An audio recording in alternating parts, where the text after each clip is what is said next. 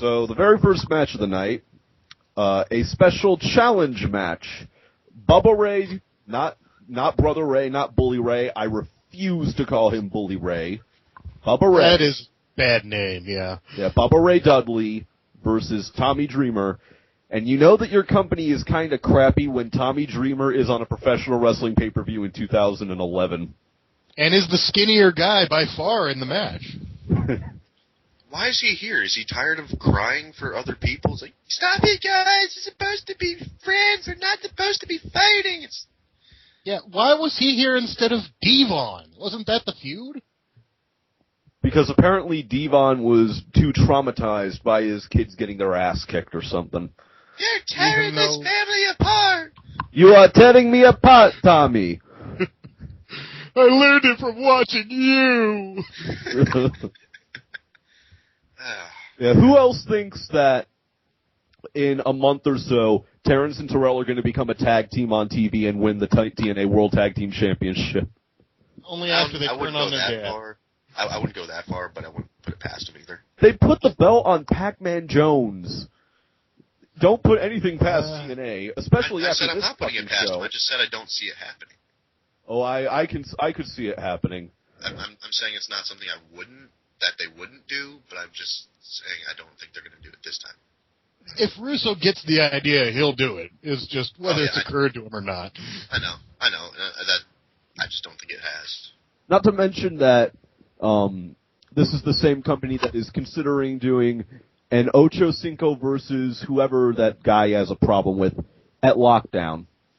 Is that the guy from the Jets that was on that Impact episode that got his ass kicked by Kurt Angle without an axe? That was Bart Scott. Ocho Cinco was on Raw as the guest host one time. Yeah, I know that wasn't Ocho Cinco on Impact. I'm just... Yeah. Because the last time they did the last time they did the celebrity match at Lockdown was so impactful that they didn't even put it on the pay-per-view. Remember Danny Bonaducci versus Eric Young? Oh, yeah. All 2.5 minutes of it? Yes, and actually that pre-show, it was the beginning of a new horrible era because that was the very first time that we got to see Dixie Carter on live TNA television. Yeah. And I own that pay-per-view. I have that pay-per-view on DVD, and it's actually a decent pay-per-view. There's a lot of bullshit within, but as a whole, it's a good pay-per-view, which shows you just how shitty TNA has gotten in 2 years. Well, let's just stick to this one because it stands on its own. Yeah. Yeah, there's a lot more to talk about. And how about our incredibly hardcore brawl to start off the show, including such devastating weapons as a fucking blow-up doll? Yeah, because, those spots were so necessary when, back when Kurt Angle was actually in WWE, they did those spots with 2 people. Yeah, was that, the blow-up doll, all I can think is that, as a rib, some wrestler brought this blow-up doll to the show and was, doing a ventriloquist routine with him. Oh, boy, I sure do love to suck cock! Or something like that. And somebody said, hey, we should put it out in the match and use it as a weapon. Oh, look at me, I'm Vince Russo's prom date! And they said, why not? It's not like anybody cares. It's not like it's going to bring the tone of the show down. It's funny for us. Yeah. Yes, and that's always a bad sign. And sadly, the blow-up doll gets more screen time than Jay Lethal. Yes, it does. So after the blow-up, it's not even a joke. It's a statement of fact. This match was basically just your standard generic 1999 era WWF hardcore brawl, brawling around the building, hitting each other with random objects, minus the blow-up doll. They stayed in the arena area. To be fair, that was basically your average 1994 ECW brawl, which these guys kind of helped invent. Yeah, I mean, that doesn't really make it bad. It's just no one cares about the storyline. No one cares about the match. That's what makes the match bad. Yeah, I'm just confused. I thought Devon was something like 36 years old. How does he have 2 sons that are fully grown? Well, they're not in their 20s. They're 15 and 6. They're 15 or 16. They don't look it. You look at those guys and tell me they're 15 and 16.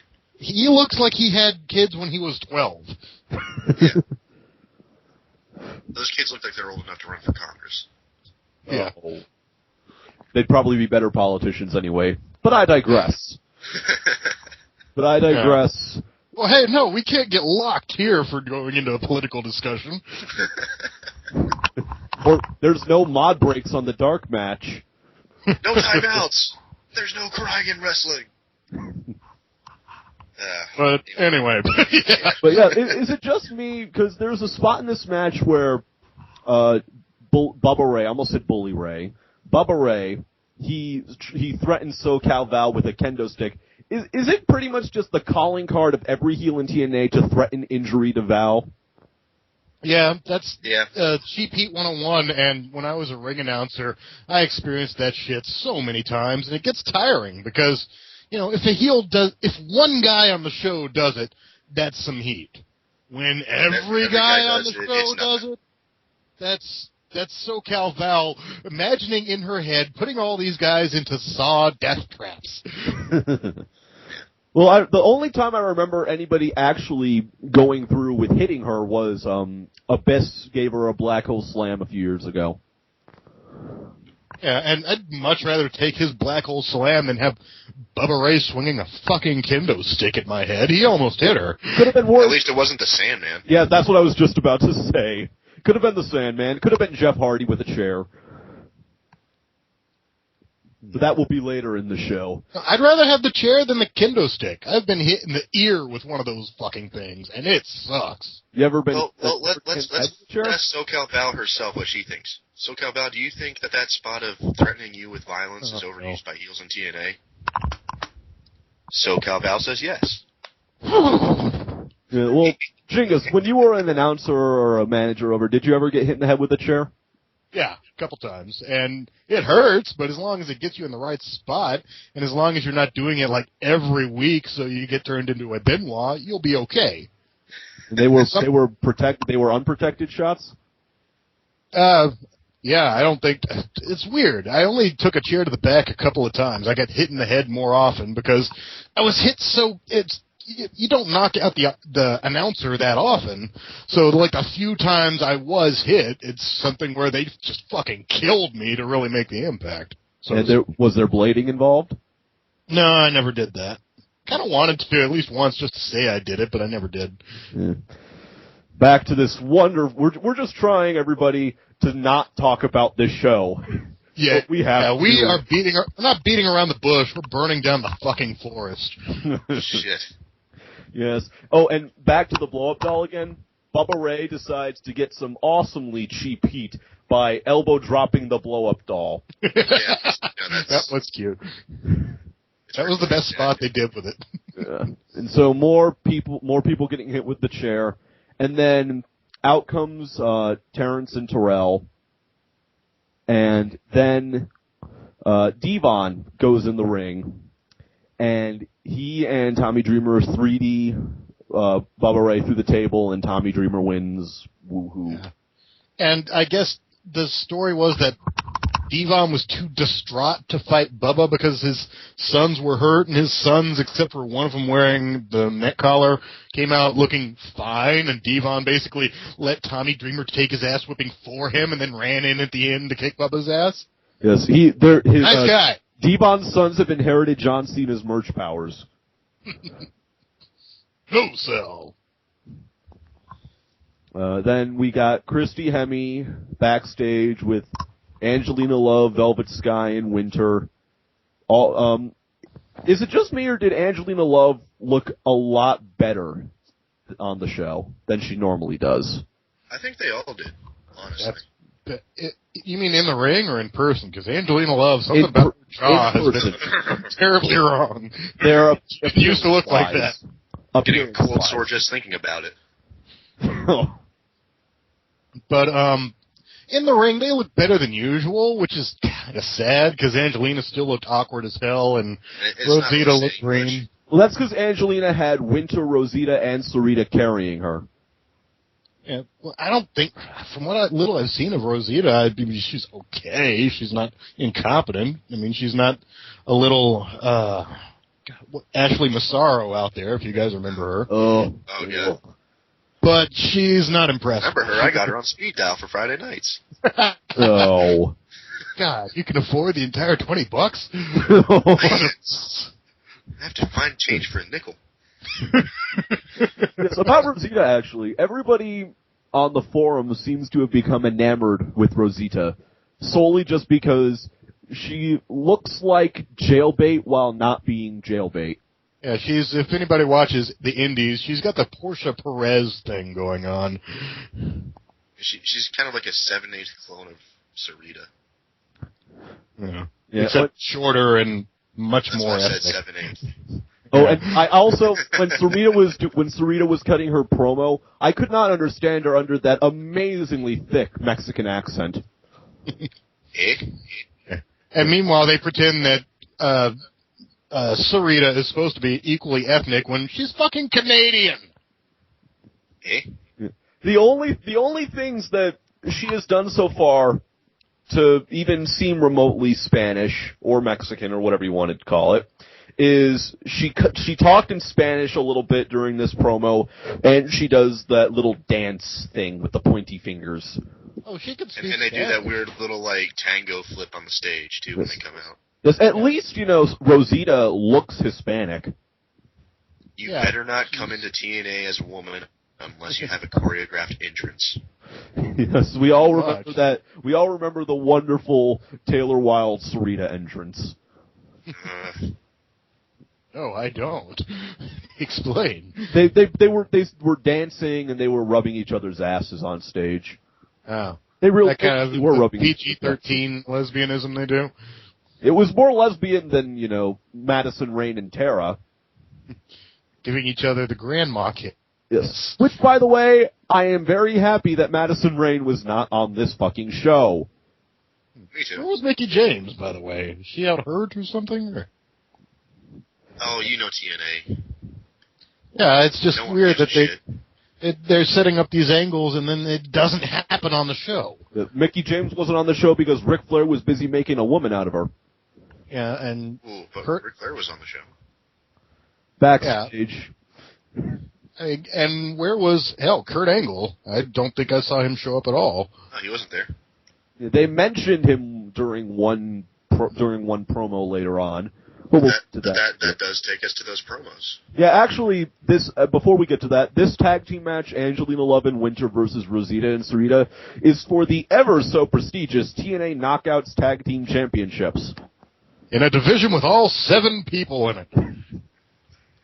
It's not going to be long. This is not going to be long before Total Nonstop Angle rolls through again, and he wins those belts. The WWE Men's Tag Team division is deeper than this. And think about that. But also something about this match. First of all, does anybody else want to take out some kind of a constitutional amendment saying that Vince Russo is never ever allowed ever again to do any angles about tag teams that don't get along? I don't think it's constitutional, but I'd still support it. Amendment 28. Yes. The right of Vince Russo to not give any more storylines ever. Hey, I'd support that for gay marriage. But anyway. All right, man. Congressman. Congressman Jingus. Already. Senator Tiefus, Congressman Jingus, and President Subrick. Yeah. Half green, You got a half hyphen of yourself, don't you there, buddy? Okay, President CMG. He's the silent one. Yeah. But I'm his vice president, but then he ended up getting usurped because he got blown in the Oval Office. Chief Justice Tiefus, and you got yourself My fellow Americans, I did not have sexual relations with that woman. Why not just do a vice president nostalgia check on him? Sneak up with a gun or put poison in the tea. Don't fucking remind me of how bad that impression was. I did not have sexual relations with that knockout. I made a woman out of her. Woo! Oh, and also back to the match, the finish of what was that? I understand with certain types of roll-ups. If you're doing the roll-up, which you're grabbing each other so tightly, it makes you look like you're kind of 69ing from the side, and it turns you both into one big ball. That is understandable if you flip the person over to where the other one's getting pinned, because in theory they're locked together and they can't move. The one they did in this match does not work that way. There should be no fucking reason why Winter was pinned like that, especially since she was in easy grabbing distance of the goddamn ropes. Yes. Also, Rosita. I think it was Sarita and Winter are brawling outside, or Sarita and Angelita are brawling outside, and then Rosita takes one of the tag belts, and she goes over to Winter. Yeah. And she kind of tepidly holds the belt, looking like she's gonna hit it. For about 5 years. I'm gonna hit you. I'm really gonna hit you. Well, she is related to Sarita, because remember, Sarita doesn't know how to punch somebody. So, yes, Rosita was just saying, I'm gonna hit you, and then Velvet comes out. I'm willing to forgive her for holding it like that, because you could pass it off as she was waiting for her to turn around. Yeah, if the announcers had explained it like that, they didn't. Yeah. No, they just like, why is she standing there? Yeah, the Taz pointing out the flaw in the spot instead. And then Velvet Sky comes out and fucks everything up for the beautiful people, and new tag team champions, Sarita and Rosita. Woohoo. But who didn't see that coming? That's the thing, that Velvet Sky really didn't make any mistakes. She got the belt away from the chick. I mean, she did her job. It wasn't her fault. She did miss her cue if you go by how Taz sold it.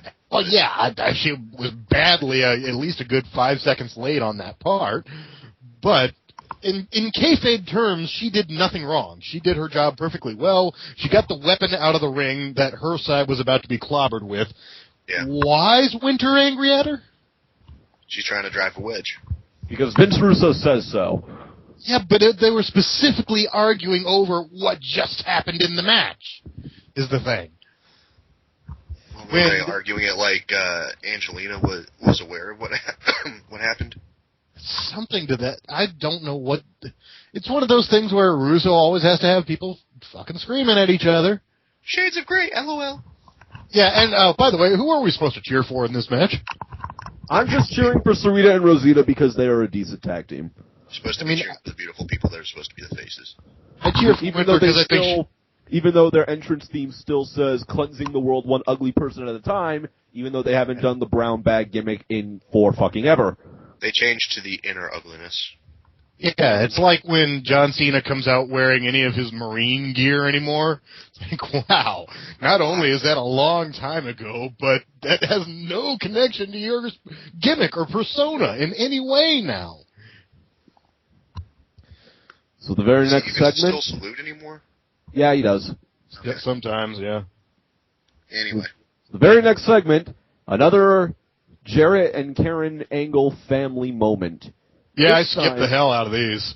And actually, I will give these segments props because they were not totally fucking non-watchable like the other one. Because they actually tried to make Jeff out as being a good father. Well, there's a problem with that because he's supposed to be the heel. Well, don't forget, this is WCW Light, where all the heels are the faces. Yeah, but I'm not going to give him a pass on that. That's inexcusable no matter what you're doing. Kurt Angle's supposed to be the good guy, and unless Jarrett's trying to be a sly little bastard and stick it to Angle with the whole let's make a truce thing, he shouldn't be doing it. He shouldn't be Mr. Family Guy. He wasn't Mr. Family Guy back when they were doing the tours of his house, so why does he suddenly give a shit about his kids? Because Kurt Angle will come and threaten him with an axe if he doesn't. Yeah, I just saw River of Darkness. Kurt Angle will ineffectually stand around while nothing happens. Was that the movie where that sex scene was posted on the internet? No. This is the next movie that the same people made. This is a movie with Sid and Nash as giant undead zombies that Angle is a sheriff trying to stop, and it is the worst piece of shit ever. Like, so bad it's completely unfucking bearable. Yeah, except for when Sid is on screen, it's not even funny. It's just awful. Well, at least in this particular situation, the phrase, I have half the brain that you do, comes into play. In a positive fashion. I still say he said that line on purpose. Just the way that he calmly kept going like nothing happened. But anyway. So back to this piece of shit. We're not talking about that dying company. We're talking about this one. Well, that dead company. This is a dying company. At the time was semantics. Anyway. Pre-ordering pre-ordering R.D. Reynolds' The Death of TNA. Yes. Jeff and Karen are at Universal Studios with the kids, and Jeff is coming off as the best father in the world for, spending his honeymoon in an amusement park with his family, and Karen is coming off as the most ungrateful bitch in the universe. He pulled a total McFoley on this. Yeah, I did see the first one of these, and I noted that, A, the kids were better actors than Karen. B, Jeff is shockingly fun in this role. Because, there was a long time where I just couldn't stand this motherfucker because he'd booked the entire company around himself for a long time, to where I never wanted to see him on my TV again. But somehow, this last feud with Angle, he's been really good. I'll say it. I don't think Jeff is a bad performer at all. He's just a bad booker. Yeah. I don't think, and this is true of any promotion, I don't think the booker should have a performing role. Yeah, that seems to be the one running thing in professional wrestling. You'd never ever let a wrestler be the booker. Not counting whenever Vince McMahon books himself in a match. He does that usually when it's just between him and his family, or he's taking a savage beating. Yeah. Name a bad feud. Every single WrestleMania he's booked himself at, he's gotten his face beaten in. Even when he's been on there in a non-wrestling role. Oh, yeah.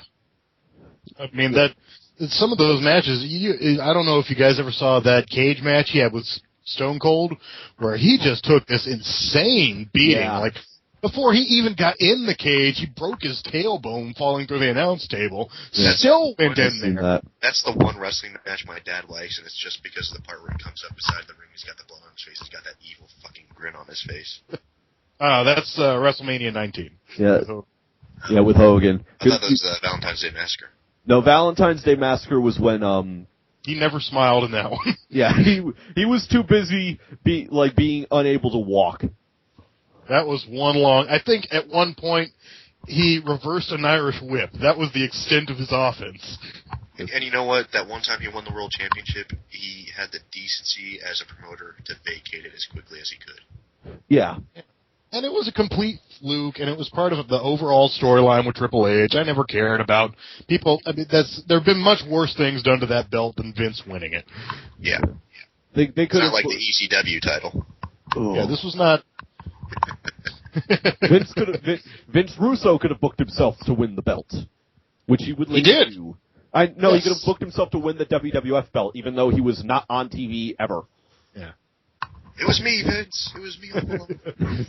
It was me, Austin. It was me all along. Keep deviating from Victory Road.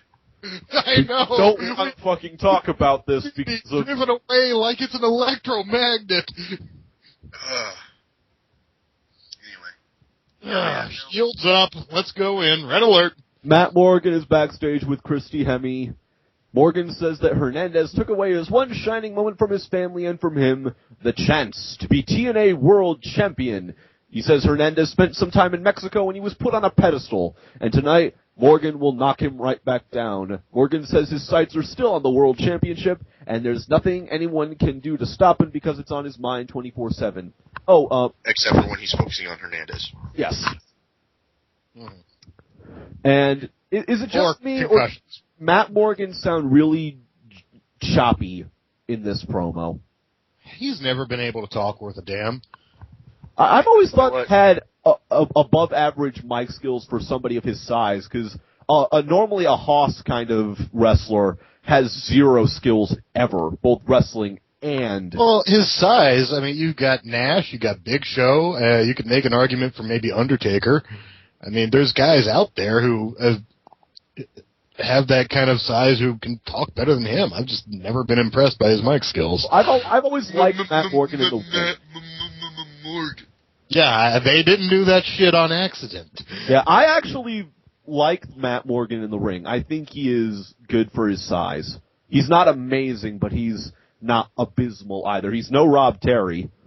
He could benefit from a Paul Heyman manager, though. What he needs is just somebody to teach him how to work like a giant, because he's got all the athleticism in the world, but he goes out there and he wrestles as if he were 6 feet tall. No, when I remember when he first came to TNA, they paired him up with Jim Cornette, and I was thinking this could be promising because even though Cornette wasn't in a managerial role, he was in an authority figure role. Matt Morgan was still being paired up with Jim Cornette, one of the best wrestling minds ever. Cornette's backstage enforcer. Yeah, and then that was a decent way to introduce him. Yeah, and then through some odd way, Matt Morgan starts wrestling, and he is released as Cornette's enforcer, and then he starts wrestling, and he's okay, I guess. The problem with a guy like that is you can't book a guy like that as just a regular guy and expect him to get over long term. It's like when they brought Goldberg to the WWE. You can't. If you treat that guy for any length of time as just another guy, he will permanently become just another guy. You've got one shot at making him look like something special right from the get-go. And if you don't, the fans are going to be like, I saw that guy jobbing to fucking Hernandez. Am I going to believe him in the main event as a monster, unstoppable dude? Well, going back to the stuttering gimmick, for as shitty as that gimmick was and as ripped off as that gimmick was, they tried their best to make him a monster enforcer heel gimmick, because every week he would come out and he would F5 the Big Show. Yeah. And it helped get Carlito over as well in that, because he was Carlito's enforcer, and it got Carlito over as, the sneaky douchebag heel. Anyway, we need to get back to TNA. You're like a beaten wife, man. TNA keeps promising, no, I'm not going to fuck you over again. It'll be different this time. I swear, I've learned my lessons. I've changed. Come on home. Sooner or later, you're back at the fucking emergency room explaining to the doctor how you fell down the stairs. Okay, Genghis, calm down. No need to relive past personal memories. She was twice my size, man! Oh, so it was Awesome Kong, then. Basically. Rosie Lotta Love. Oh, God. Flashback. Oksana. You just got Daphne'd. I wish I'd got Daphne'd. My God. But that's beside the point. Back to this fucking show. This had one of the most bullshit fucking endings you will ever see in a wrestling match. And that's saying something for a First Blood match, yes, which usually have bullshit endings. But if there was ever a promotion to give you this kind of ending to a First Blood match. For the longest time, I thought the most bullshit ending to a First Blood match was JBL versus John Cena in 2008, where JBL got STF'd with a chain, and he bled from the mouth, and that constituted a First Blood. But we get this one, where Hernandez, he gets hit in the head, and he does cut himself. You can see him very slightly blade, just so much so that way there's no blood coming out. And Ric Flair could take lessons. And so Ric Flair, you could flick him in the eye, and he would bust himself open. I mean, as far as blading goes. Yeah.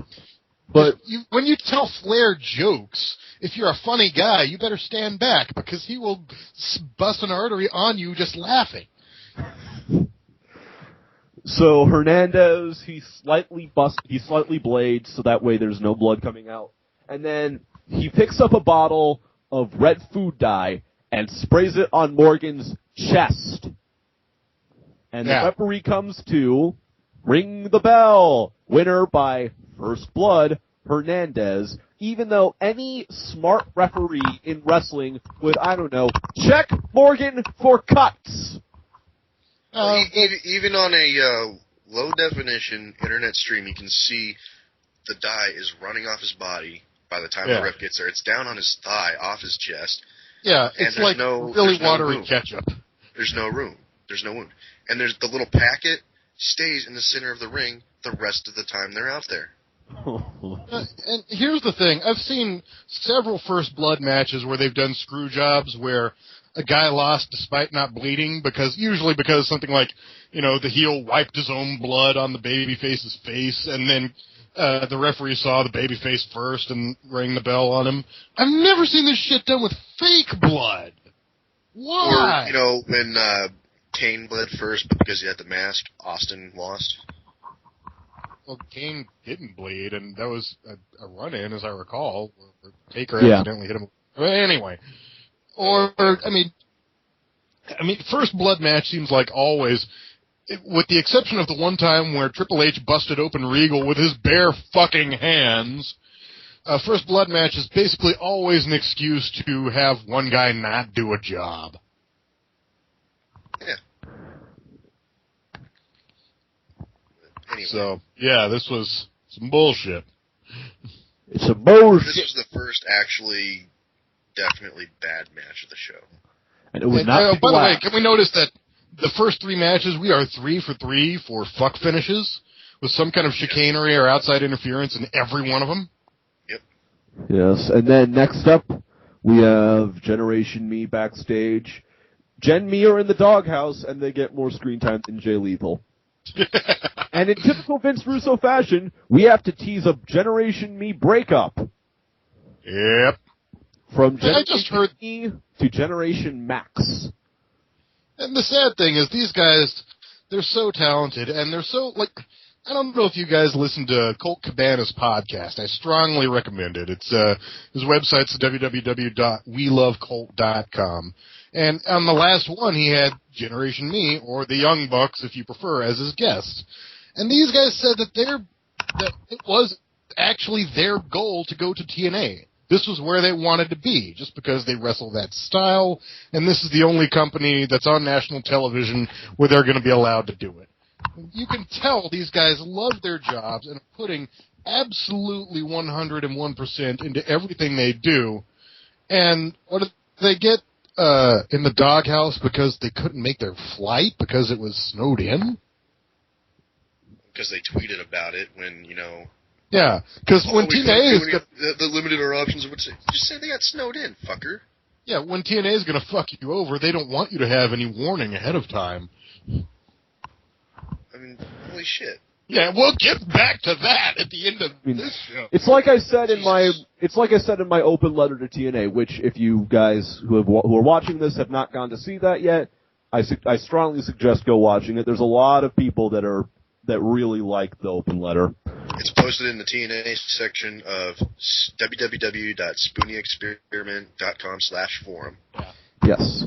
And it's like I said in the open letter, TNA regularly fucks over the hard-working individuals that want to make the company better. Guys like Generation Me, guys like women like Awesome Kong, women like Roxy, guys like Christopher Daniels, to, do complete bullshit such as, pay $15,000 to a Jersey Shore person.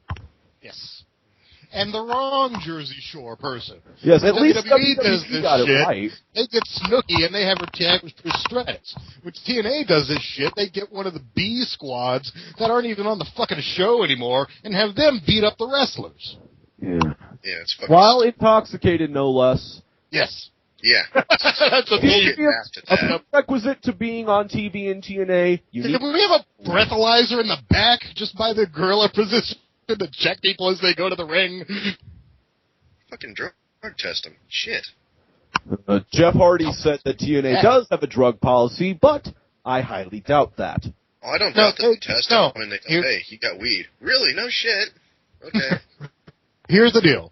TNA has done drug testing a few times. It's like at least 2 or 3 incidents. They've tested everybody, and they've done nothing about it.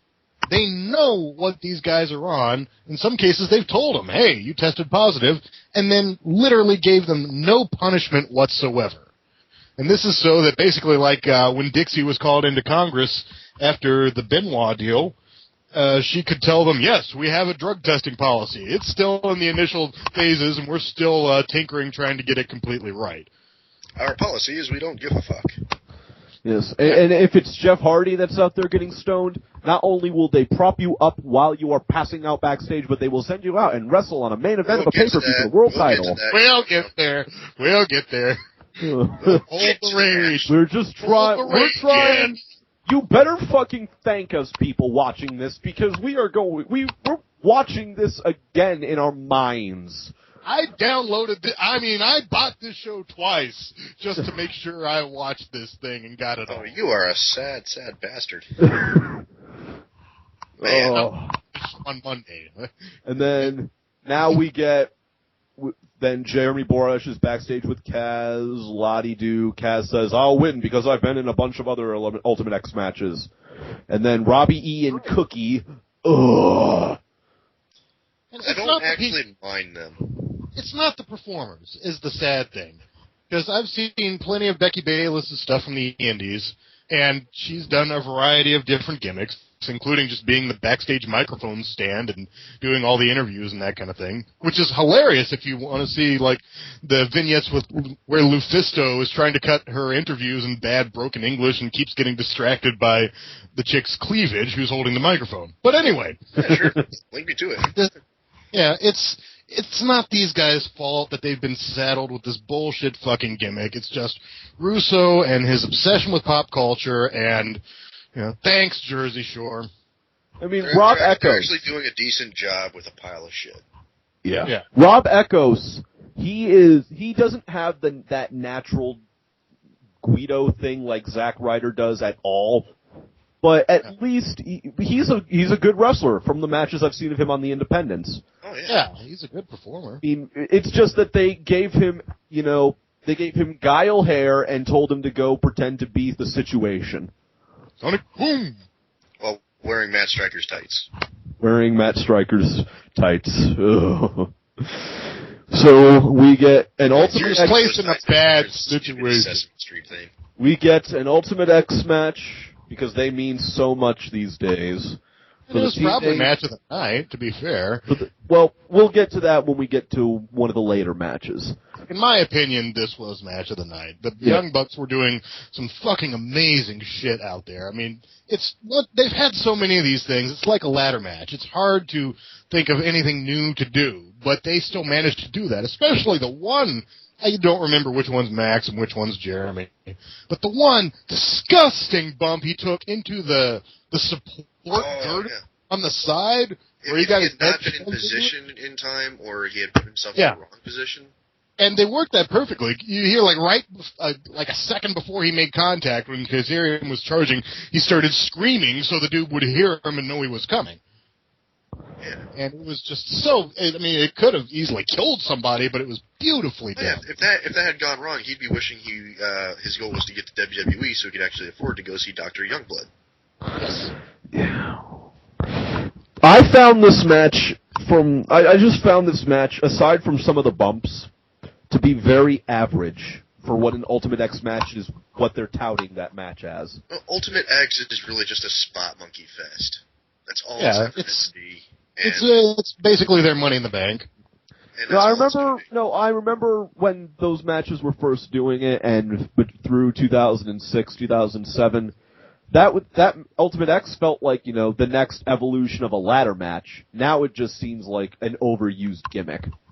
Speaking of which, aren't you not allowed to take a ladder into this match? Isn't that supposed to be a DQ? I remember from one of the early TNA Weekly pay-per-views, Matt Bentley, Michael Shane, he was in one of them, and then Tracy and Shane Douglas came out with a ladder and had him climb up it, and right before he got the belt, he was stopped because using a ladder is not allowed.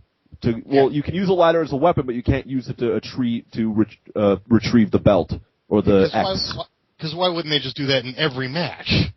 Yeah, something else I really do not get is I know that the Elevation X structure kind of played into the finish a little bit, but aside from that, what is the point of having the Elevation X structure there if they're not going to use it ever?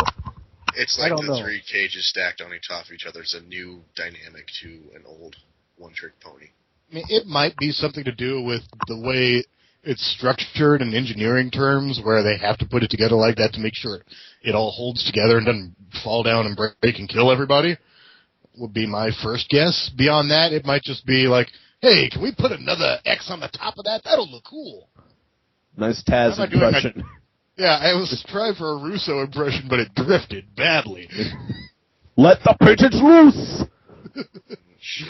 the hell does that even mean? Every time I don't know, because if anything's coming out of that part of the body, it's human waste.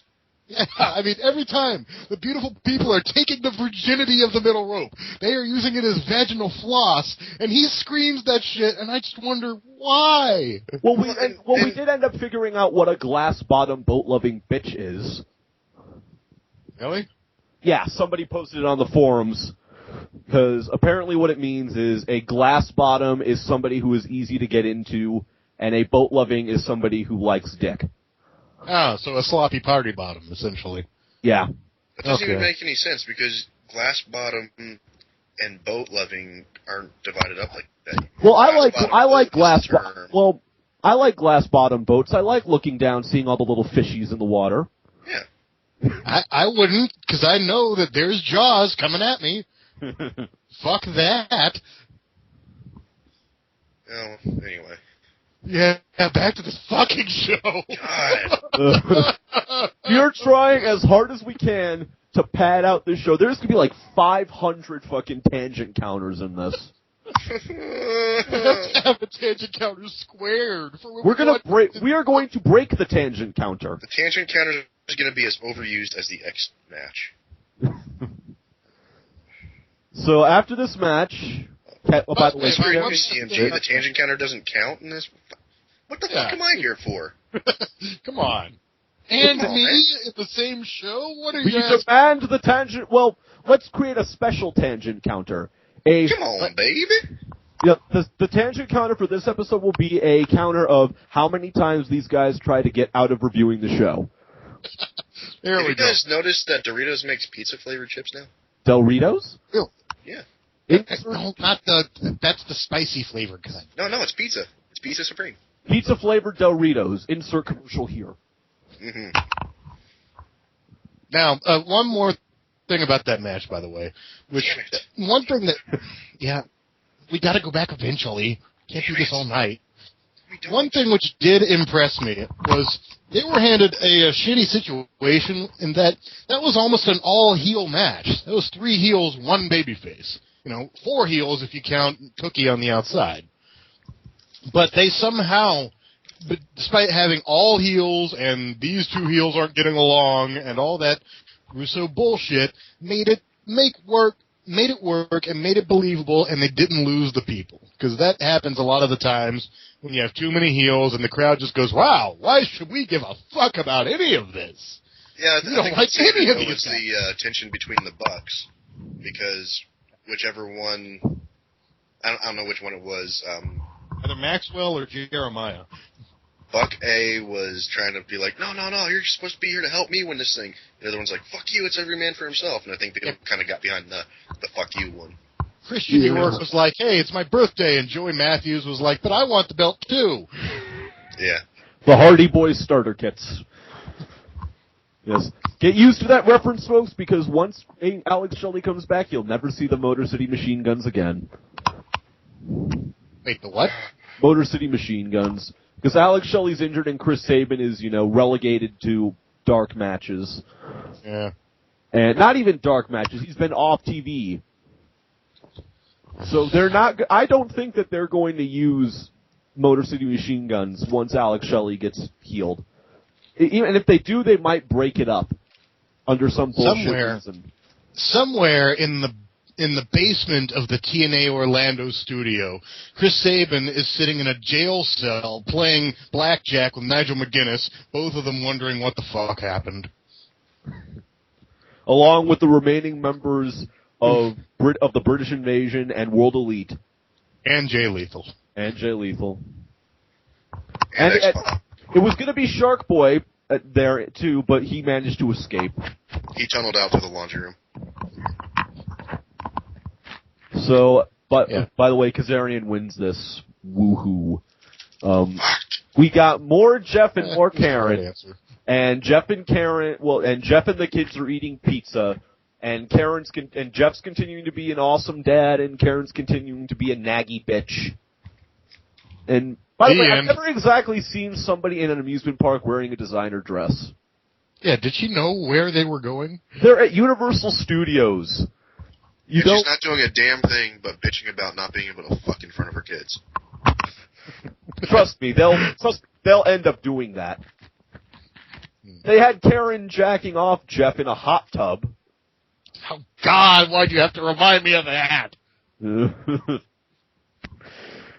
We're just trying not to talk about this fucking show. Away, and you brought it back. Let's do ourselves a favor here. All of the Karen and Jeff vignettes involve Jeff being super dad, the kids being decent actors this time, Karen being a bitch, and results in Jeff wanting to call a truce with Kurt, and Karen's just pissed off.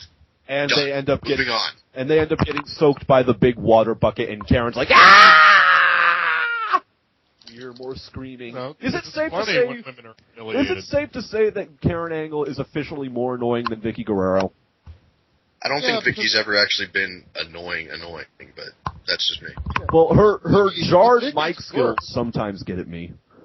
With Vicky, it's work. With Karen, it sounds like she talks like she's the one I agree with the common complaint of the women being screechy, because I don't really agree with that, because that's just what women sound like when they scream.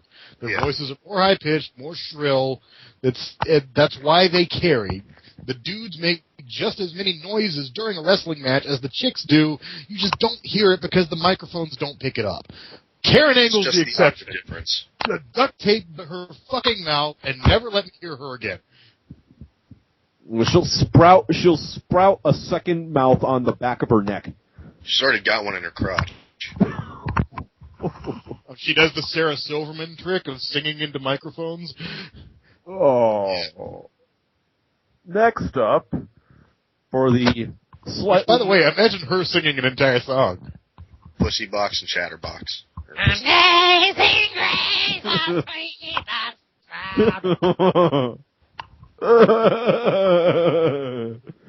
Next up, the slightly more valuable, but only by, 1/1,000,000th of a point, the TNA Tag Team Championships, Beer Money Incorporated, with Inc. versus Inc. And they all end, not even waiting 10 minutes, Vince Russo decides, let's tease another tag team breakup, this time in Inc. Of course. Of course he did. He has to. Now I'm babbling like Phaelus when he's going crazy. Yeah,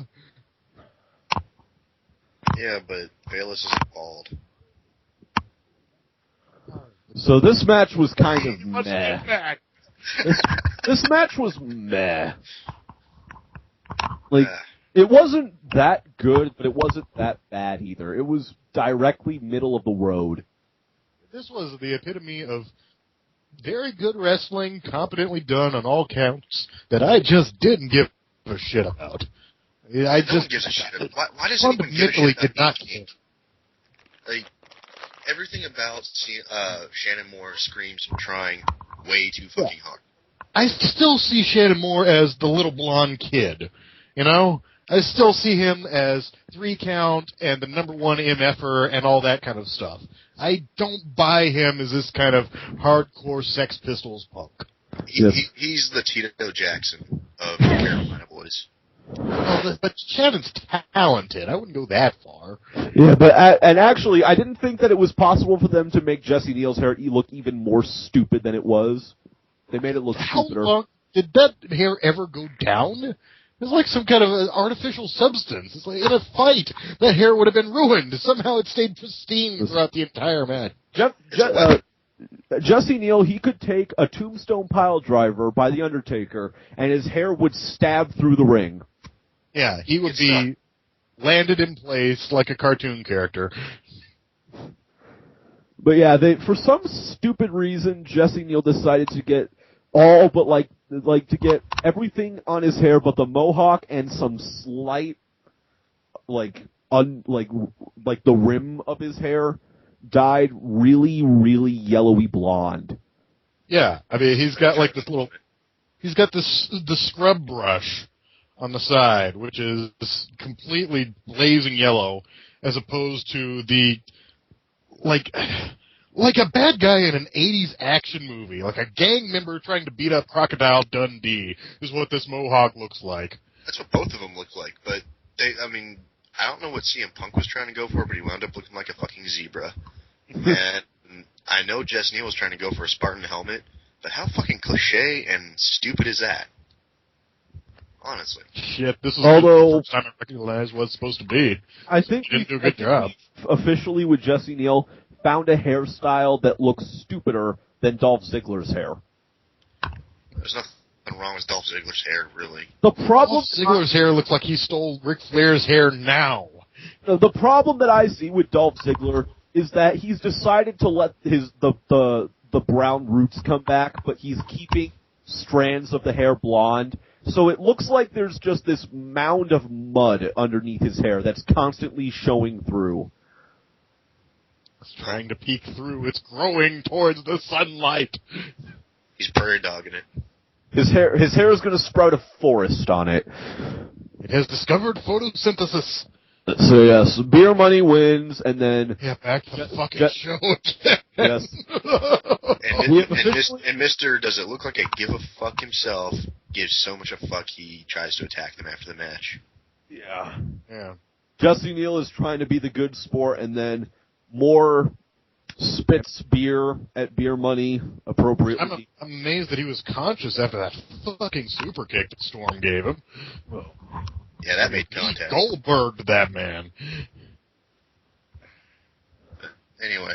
And then Matt Hardy. Matt Hardy has morphed back in... Matt Hardy Digimorph to Tyler Rex.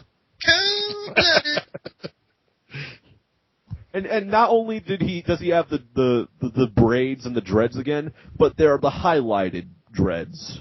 Didn't he cut a promo about explaining what cold blood is and shit again? Who fucking cares what cold blood means? I don't know. I skipped his promo. It means you require an outside heat source to sustain your body temperature to stay alive. That's all. I know. It's exothermic versus endothermic. I get that. But we don't get the metaphor. There is no metaphor. But then he would drop dead in the middle of the ring from the heat from the lights and shit. Yes. So the next match, AJ Styles versus Matt Hardy for 21 minutes. It was surprisingly very good.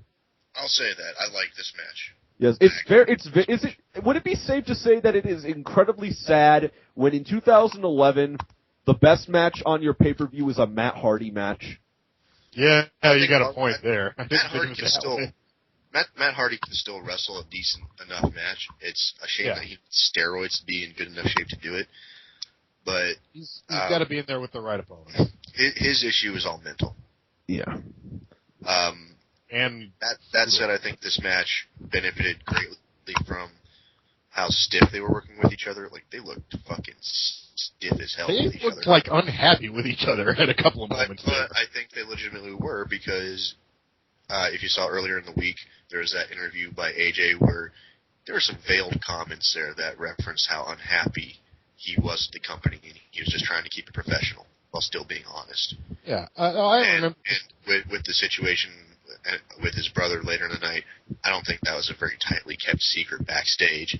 So I think, you could sit there and say, this TNA original has finally had enough of these jackasses coming in and saying, we're responsible for everything good, blah, blah, blah, blah, blah. You're trying to be like us. You should look up to us and, aspire to be like us, because we've been in a successful company, but they got kicked out of a successful company. Yeah. And I think that kind of boiled over in the match a little bit. Yeah, I mean, there's a distinct reason why whenever a former WWE guy becomes a major success in TNA, which isn't really all that uncommon, that's why I use the term WWE rejects. And I've been using that term for years, because it's just TNA recycling the stuff that WWE didn't want. Yeah. Out of all the heavyweight champions that this company has ever had, exactly 2 of them, Sting and Samoa Joe, did not work for the WWE before they won the belt. Yeah. And even AJ, he worked, jobber matches on Jacked. Yeah. So you can't really call him a TNA, a WWE boy, but... He still wrestled in the WWF. Yeah. And he was employed by them. He was in Heartland Wrestling Association, so he technically can be considered a WWF guy. Well, now that I think about it, that's borderline. That's a stretch because he did not come into his own. He did not become. Yeah. Okay, 3 guys out of all the champions. Wait, Abyss. Fuck. Well, we can also at least the majority of all the champions. Yes, at least we can. Especially in the last 2 or 3 years. Yes. Yeah. And at least we can. Continental champions in the WWE. They're world champions in TNA. Imagine how that works. Yes, at least we can say that AJ Styles was a former WCW guy. Yeah. And WCW treated him better than TNA is treating him right now. Yep. Yes. Now, but back to the stiffness of this match. I know. Well, actually, it's AJ versus Matt, so it's actually a pretty good match. Yeah. It's a good match with some good spots. I love the deal where he shot him under the guardrail, although I'll get back to that in a second. It's a love-hate thing. But it looked like the stiffness started out with Matt stiffing AJ. The first thing was that elbow he pulled him into really early, or it seemed like he was trying to take AJ's head right off his shoulders. I mean, he caught him as hard as he could. You could see AJ not... There's a difference when your head whiplashes between I'm selling a punch, whipping my head back, and holy fuck, I just got hit with a brick, your head whipping back. And it was the latter in this case. And then Matt turned around and clotheslined him in the throat, and he whacked him real hard in the back a couple of times, and just shit, which is like, that's a little questionable. Until I saw that springboard off the guardrail where AJ basically drove the point of his elbow directly into Matt's nose, and said, oh, yeah, he wasn't happy about it either. Yeah, there's just definitely some tension there, and I think I feel comfortable applying this to the entire pay-per-view. There's an air of tension. You can kind of see it in everyone, the way they work tonight. Everyone seemed to be going out of their way to try and not screw things up and try to, perform a little bit better than they normally do, even on the pay-per-view. Now that you mentioned it, there was a notable lack of botches overall. I mean, they still happened, but not nearly as many as you usually get. And I think that's because everyone was on edge because of the Jeff Hardy situation. Yeah. No one that's not as in favor as Jeff Hardy wanted to piss off the office on that night. That's a fucking problem. Yeah. When they know that this guy can get away with it because he's one of the favored few. You know, he is above and when he the does glass. something that pisses off the office, but he's going to get away with it, if they screw up, they're going to catch the full force of it. This is a guy who's repeatedly in this company showed up in no condition to work in the past. I mean, in both of his runs, the one back in 2004 and the most recent one. And let's not forget, he's under felony fucking drug charges. And he's giving a guy a concussion when he was in one of those states. Yeah. Well, that one, I don't know if that was ever proved if he was drunk allegedly. that day. But, allegedly. But I mean, could you imagine Vince McMahon having the heavyweight champion of the WWE be a guy who is currently facing federal charges in court? No, and you know why I can't see that? Because hell no. RVD got pulled over and accused of possession, which is a fucking misdemeanor. He never got that off as soon as he could. Both titles. He was WWE and ECW champion. Yeah, and he jobbed those back to back. And it completely killed any momentum that WWE ECW was going to have. Yeah. RVD fucked up, and he was pissed at the company for treating it as such. Then again, hey, this was only a guy who was on the cover of High Times. Holy shit, you mean he might get caught with weed? You still expect him to toe the line and respect what it means to have 2 world titles on you. Especially when you're trying desperately to establish. Yeah, one of them, is the championship of the organization that he was probably the most known person in for 98, 99, 2000, 2001. It's a situation where you know what kind of risk you're taking when you put certain people in high positions. Like, if Zack Ryder tomorrow gets arrested for cocaine, who fucking cares? Goodbye. See you later.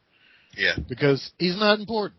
But if you have somebody who you know has a problem, I mean, let's say that the office knew that secretly John Cena loved smoking meth or something fucking like that, and they still decided to put him. Exactly. Oh. And they still okay, we need to retire that fucking catchphrase. Stop it! Now, there was a Darkest sketch in another call yesterday, but I digress. But they generally know, and with the WWE it's a little different because they're a publicly traded corporation. TNA and Panda are not, but Vince is smart enough to finally realize he didn't used to be like this, but now that he cannot put problem cases on top of his company. He cannot take risky bets on somebody he can't rely on. And it's the same thing in any wrestling show. If you don't want a fat, slobbering drunk fucking up your main event in your indie show, don't book Jake Roberts.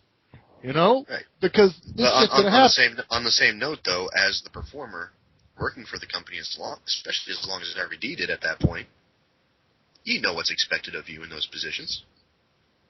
You know the company's policy. He'd also been there smoking weed regularly every night for 5 years and never gotten caught, so it was just awful time. But you get my point, though. Yes. I know. You can't blame the boss for protecting his investment. And no, I mean, he absolutely deserved the punishment he got. I mean, clearly Rob thought that it was worth taking that risk just to live his lifestyle. Right. That's why a lot of these guys, they like TNA, and they're going to stay in TNA, because if they have any sort of drug regulations at all, then they are fucking horrific at using them or enforcing them. Because you could walk around backstage at the Impact Zone with 5 grams of fucking heroin on you, and TNA will put the world title on you. Yeah, you will be having other people asking you to share.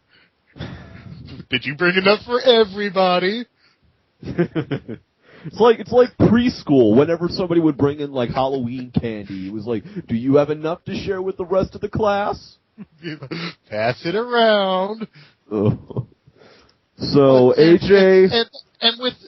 Oh, no, we'll get back to this topic again when we get to the main event. Back to the AJ match. AJ Styles wins the match, and Ric Flair, MVP. God, that man is awesome in his role. Yeah, he got punched in the balls, and I'm surprised he didn't blade. Yeah. Wasn't there once where, like, a couple of weeks ago where somebody was beating up his lower end and he ended up blading? Yeah. It's like I said, you could, you know, he clears his throat and you gotta rush him to the hospital for internal bleeding. You could touch that guy on the forehead and he would just, like, half his face would fall off. Don't ever tickle him. It will be bad. You'll look at him from across the room, acknowledge him with a nod, and he'll start bleeding. Looking like some Repo the Genetic Opera shit if you ever make him, like, sneeze. It's like someone opened the Ark of the Covenant and he's just getting the effects of having his eyes open slowly take effect over He survived the Ark of the Covenant being open, but it's got radiation after effects. It's stuck. So we like that. Drink some cranberry juice, for the love of God. And if he ever has an aspirin, he drops dead. He just sprays blood all over the room, and goodbye. It's like The Shining with that guy. I would love to see Ric Flair wrestle a CZW death match. Necro Butcher. Practically did, rolling around in thumbtacks a couple of times in the WWE. Well, I mean, that was an Extreme Rules match. I mean, like, the kind that Sick Nick Mondo used to do, where you... I know what you mean, where there's glass and barbed wire fucking everywhere, but still, Rick did some more hardcore than I expected him to. A weed whacker? Yeah.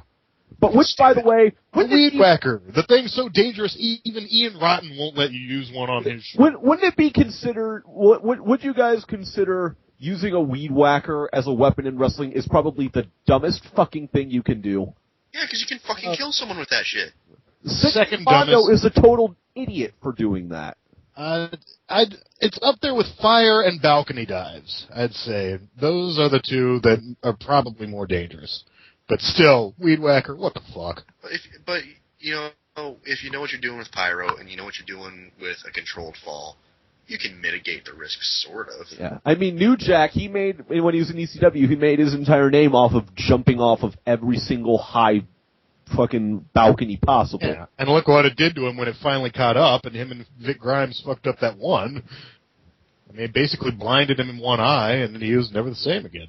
And he still does it. Doesn't he still do indie shows? No, he still does indie shows. He's not done a balcony dive in about a decade now. The closest that I can remember to that was the first Hardcore Homecoming in 2005. They brought out a scaffold, and they set up Ian Rotten on a table in the middle of the ring. Yeah, that's right. And he did a couple in early TNA also. The TNA. Like, cause anyway. When they had that stupid, hardcore tournament thing that was based off of points. The Hard 10 tournament. I remember. I was there live for all that bullshit. Yes, but would it be considered stupider than a reverse battle royal? No, it wouldn't. That just sounds fucking dumb.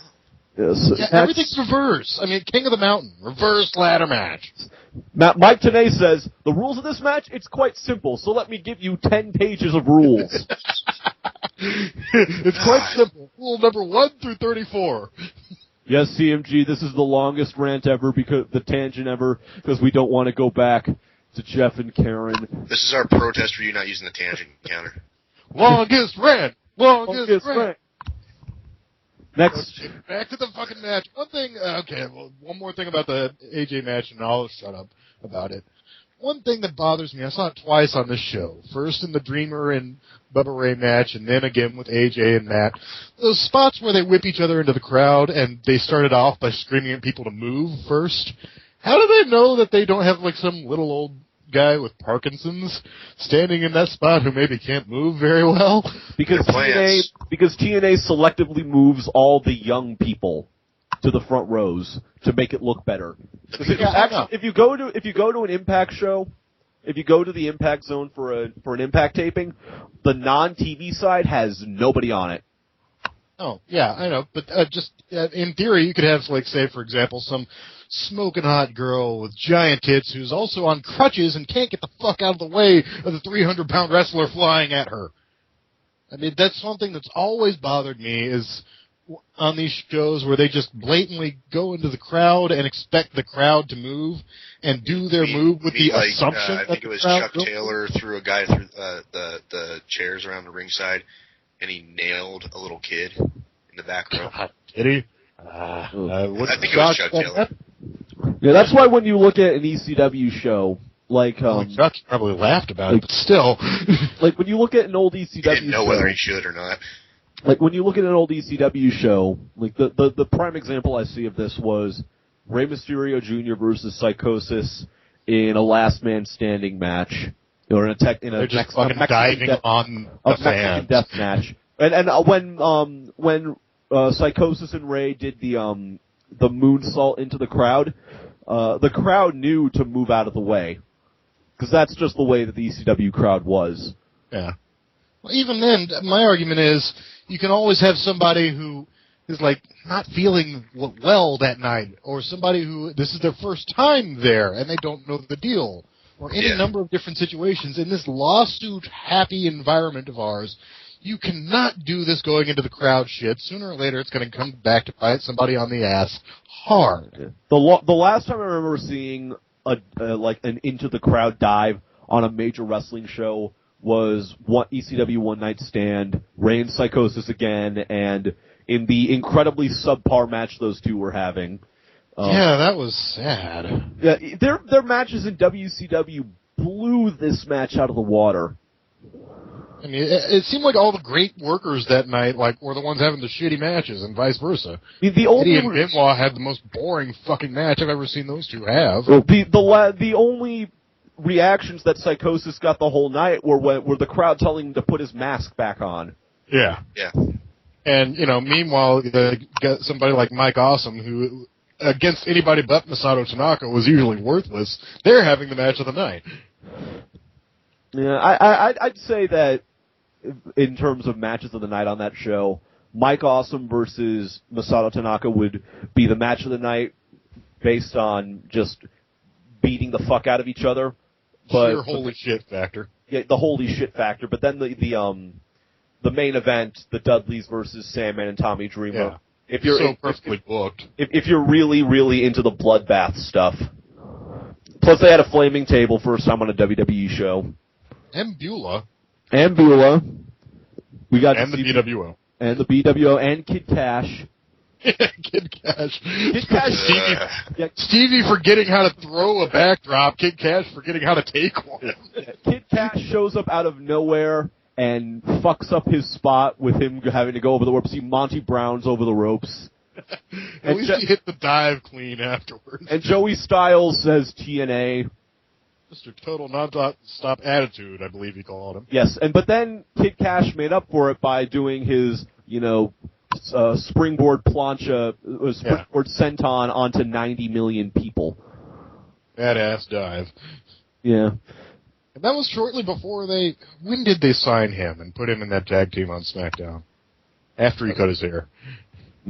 I will also give, Nova, Simon Dean props for taking a Balls Mahoney chair shot. I still remember, I think it was Julio De Niro who once described that as, see, the thing is with Balls is, in theory he's aiming at your head, but he's swinging for your waist. Oh. Yeah. Oh. That's one, I like I said, I've taken a couple of no-hands chair shots. I wouldn't want to take that one. Well, they weren't gimmicked chairs, or did they even use, how exactly would one gimmick a steel chair? Who uses a gimmick chair? There have been wooden chairs that have been gimmicked, but a steel one is very hard to do anything with. I mean, that's why they were originally adapted as a weapon. Well, A, because they're all around ringside and they're easy to grab one. B, it's so simple. You can't really fuck it up as long as you know what you're doing with it. Yeah, although I would have to, I've heard people make an argument for the plastic chairs being, the plastic hold-up chairs being much worse than the steel chairs are, because the steel chairs, have at least some give when you hit them. It's weight, also. You can swing the plastic chairs so much faster. You can put a lot more of your momentum into them. And for some reason, plastic just hurts like hell when it hits you. It's one of the worst things I ever took was a shot to the back with a plastic garbage can lid. I felt like I'd been lit on fire. Because don't chair shots to the back, or shots to the back of any kind, really only hurt for a couple seconds? Yeah, as long as they hit you in the right place, you're fine. Yeah. I mean, I've been waylaid hard, and one time I had my hand back there because I was selling my back, and the asshole swung the chair anyway. Came within 2 inches of breaking my hands. Thanks, Gordon.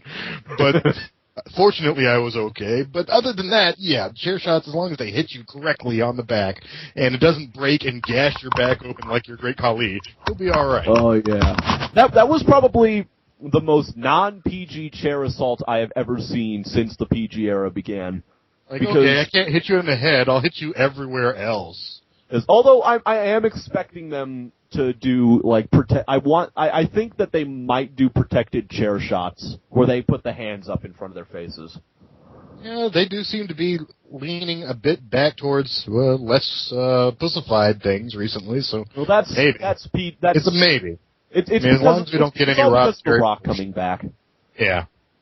I mean, imagine if The Rock came back in February 2010 instead of February 2011. He would never have been allowed to, do the drunk Hobbit stuff. He would never have been allowed to do the Barney Zanus stuff. But I digress, because CMG is going to yell at me. Back to TNA. God damn it. So we get one final Jaren and Karen segment. La-di-do, they get all, fucking wet.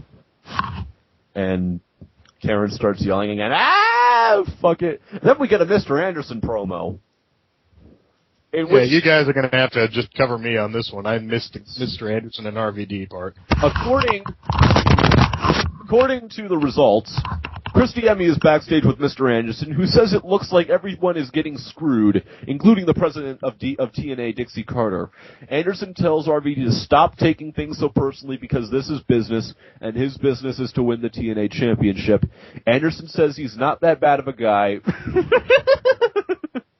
Really. But not that nice either. He says he's an asshole. And by the way, he says the word asshole 4 or 5 times in this promo. It's a Vince Russo written promo. They're going to say, ass, ass, I want your ass, I own your ass, I'm going to pound your ass. Yeah, I've always wondered, I've always gotten that, like whenever Stone Cold Steve Austin would do a promo, back and was like, I want a piece of your ass. Extremely homosexual. Yes. Yeah. That's certainly not, dismantling the notion that professional wrestling is homoerotic at all. No, not one bit. Or like during the feud between Triple H and Chris Jericho in 2000, every single time Triple H would go to Mick Foley and demand a match with Jericho, he'd say, I want Jericho's ass. I believe you do. That's probably why you got his push. That's why you certainly got one person's ass. You got Rikishi's ass. Well, China, I guess, might count too, but for the 5 people that remember that match. Rikishi Sneak faced fucking everybody at some point. We're talking about a much better year in professional wrestling. Yes. So, well, was that 2000 or 99 at that 2000. Point? 99 wasn't that much better, but 2009. No, 2000. Fucking 2009. Yeah, a stink face in 2009. Yeah, they tried to bring him into TNA, and apparently he was too much of a dick for even TNA to use. Apparently they also shorted him on money, so he went to Italy and started doing stuff over there. Yeah. And but back to this fucking show.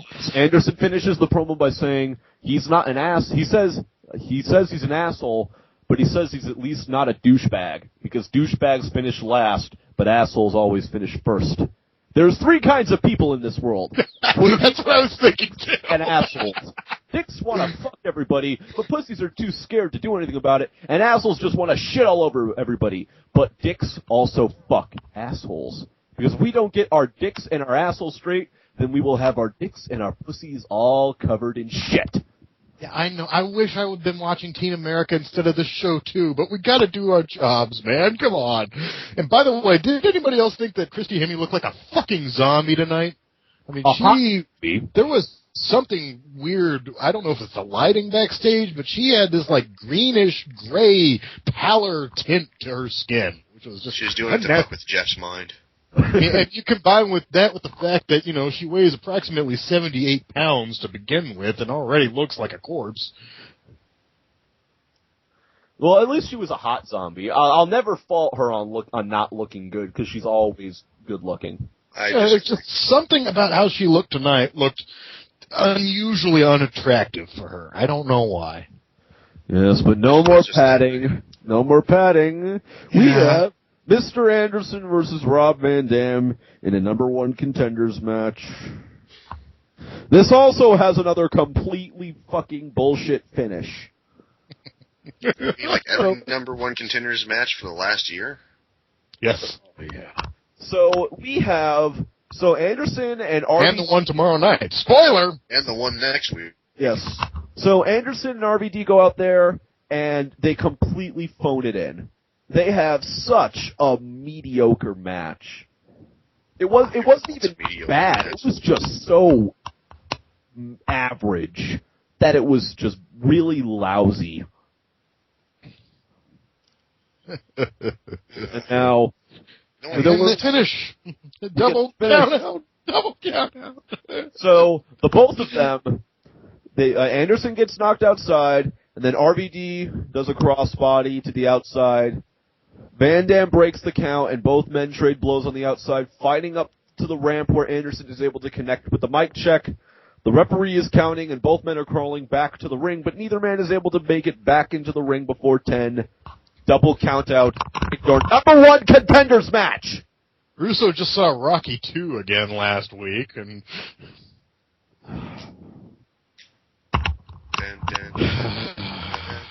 Well, we're making reference to, things that are, forms of fighting that are not only real, but much more entertaining.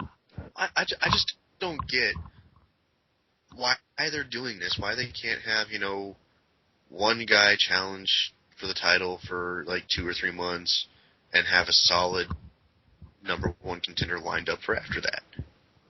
Their entire philosophy is we have to keep people's attention. If they will turn away if we don't have shit constantly happening and exploding out of nowhere. That's bullshit. People watch baseball. Yeah, I know. I grew up on that boring ass shit, and I still love it to an extent. I still like anytime, baseball. Like I don't watch it often, but it's one of those things I'd much rather go watch it live than on TV. Yeah. And wrestling's much the same way, by the way, people. If you ever can, go to your local indie shows. Even if it turns out they suck, just go the one time to find out what's in your area. Yeah, I mean, but there's a lot of people that I know that refuse to go to indie shows just because, a lot of indie shows, they don't have a gate of over 50 people. Yeah. And that does hurt the show when you've got a tiny crowd, because what the hell can you do with you're a wrestler, you're in the ring in front of 30 fucking people. What can you possibly do which is any good? All you got, that's all more reason to go, and even if you get turned away, say you're showing them that there's a larger demand than they're giving themselves for. So maybe next time they come to that area, they'll book a larger venue. Wait, they'll move from a bar to a gymnasium. That you mean that people don't go because the venues are too small? No, yeah. if they only have if they have less than a 50-person gate, whether it's because less than 50 people are showing up, or because the venue's so small that legally they can't have more than 50 people in the building. That's a tiny fucking building. I've been in small. Haven't you done shows in front of crowds of 5? 24 was the lowest count ever officially. But Jingus, you got to remember all the people working on the show are included in the number of people that are allowed in the building. So it's like by the time everyone that's working there gets in there, all that's left for anyone else is like 50 more people or something like that. That's what I'm saying. What the hell would they? I think only once in my life have I ever seen anything like that, and that didn't even count because that was a ringer audience in this little tiny room we rented out just to tape a month's worth of matches, where we got a bunch of friends to show up to be like one row of people. Yeah. But for official crowd, 24, I still remember the 4th of July one time. Size of the crowd doesn't mean that the wrestling is going to be bad, doesn't mean the show is going to be bad.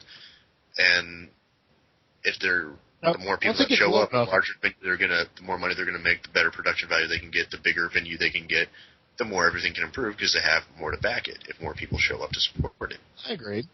But once they go to a larger venue, I mean, most people tend to fuck. The vast majority of wrestling shows lose money. The vast majority just don't turn a profit. And a small crowd can hurt you if it's small enough.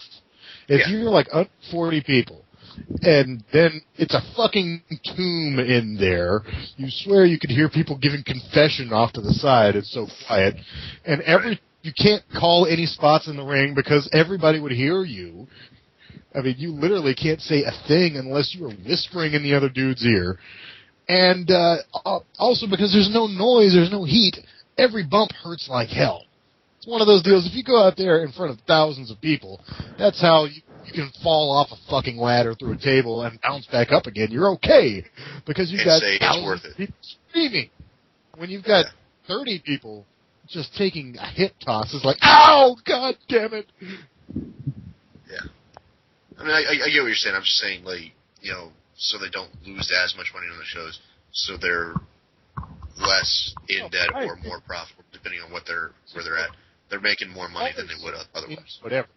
Always support your indie whatever, whether it's indie music, indie film, book. That's all I'm saying. That's all I'm saying. Is give them the power to do more. Yeah. Okay, back to the fucking show. Edit that shit out. Are we? Yeah. That'll be the longest tangent counter ever.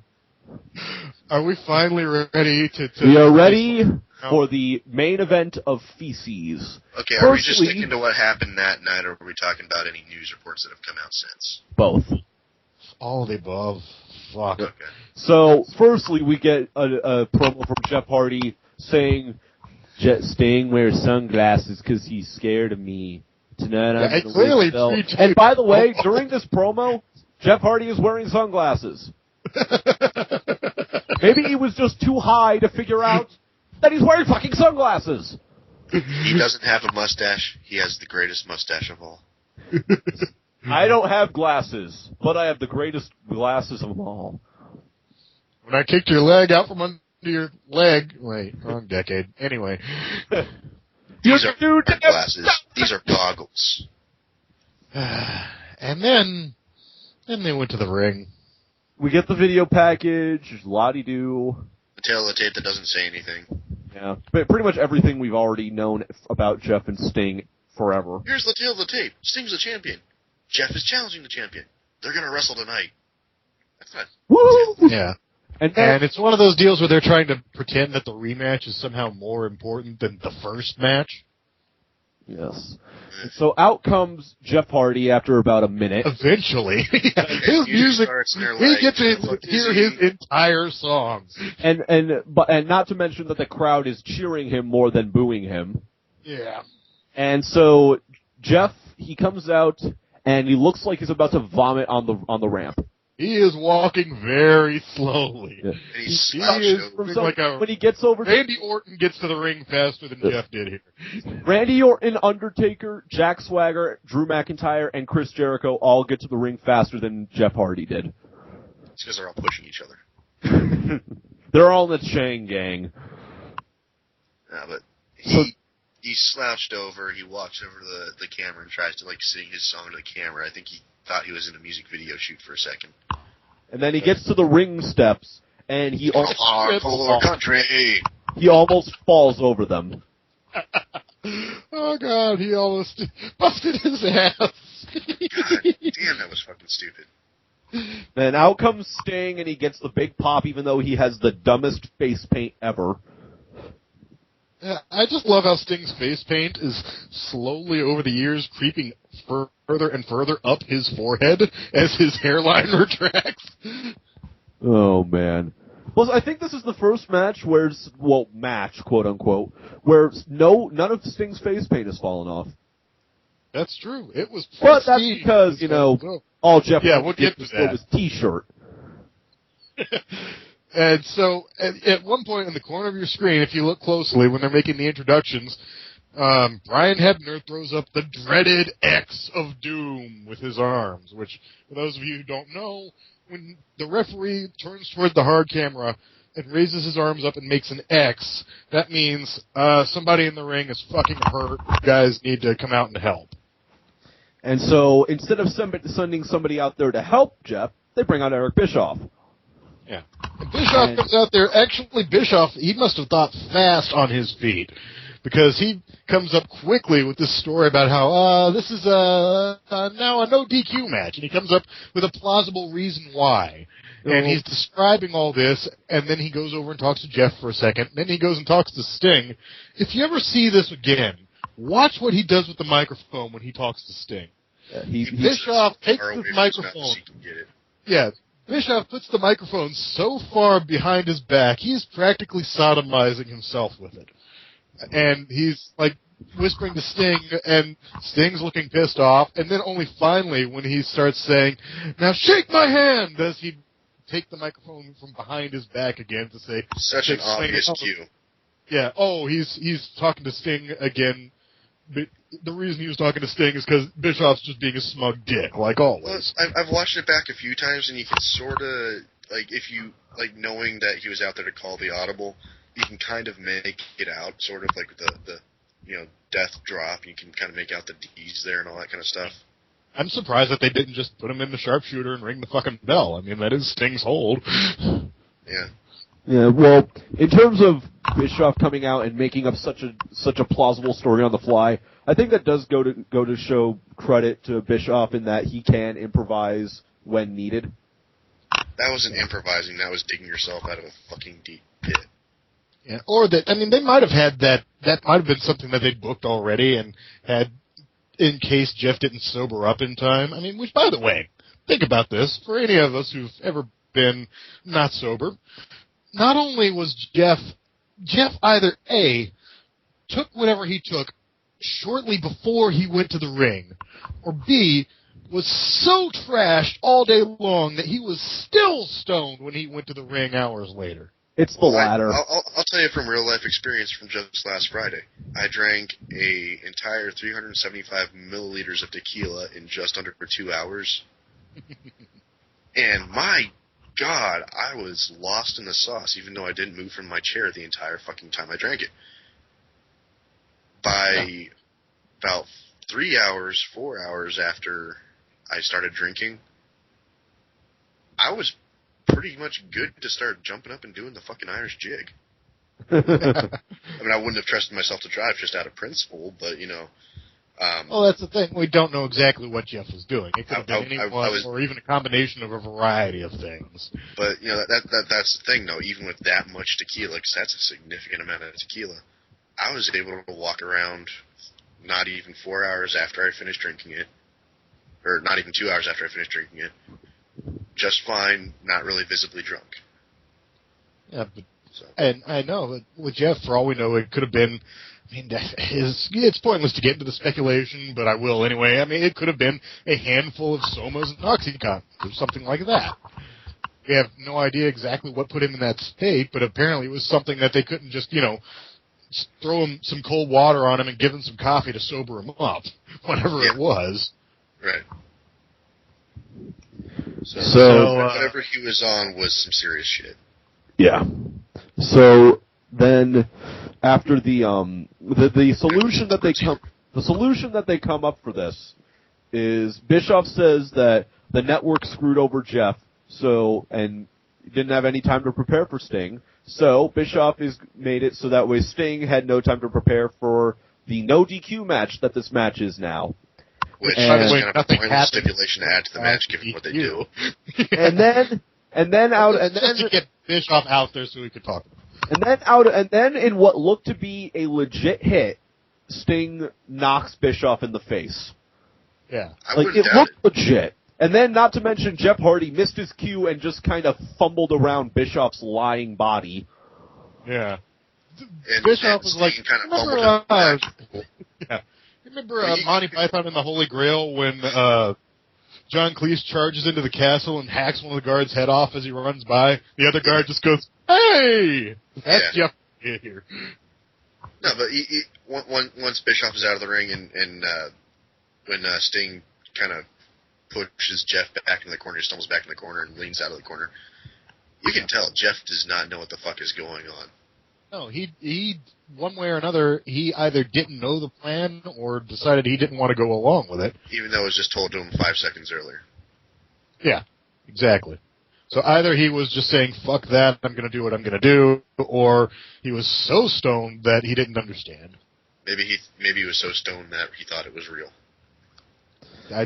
I think that it was real. I think that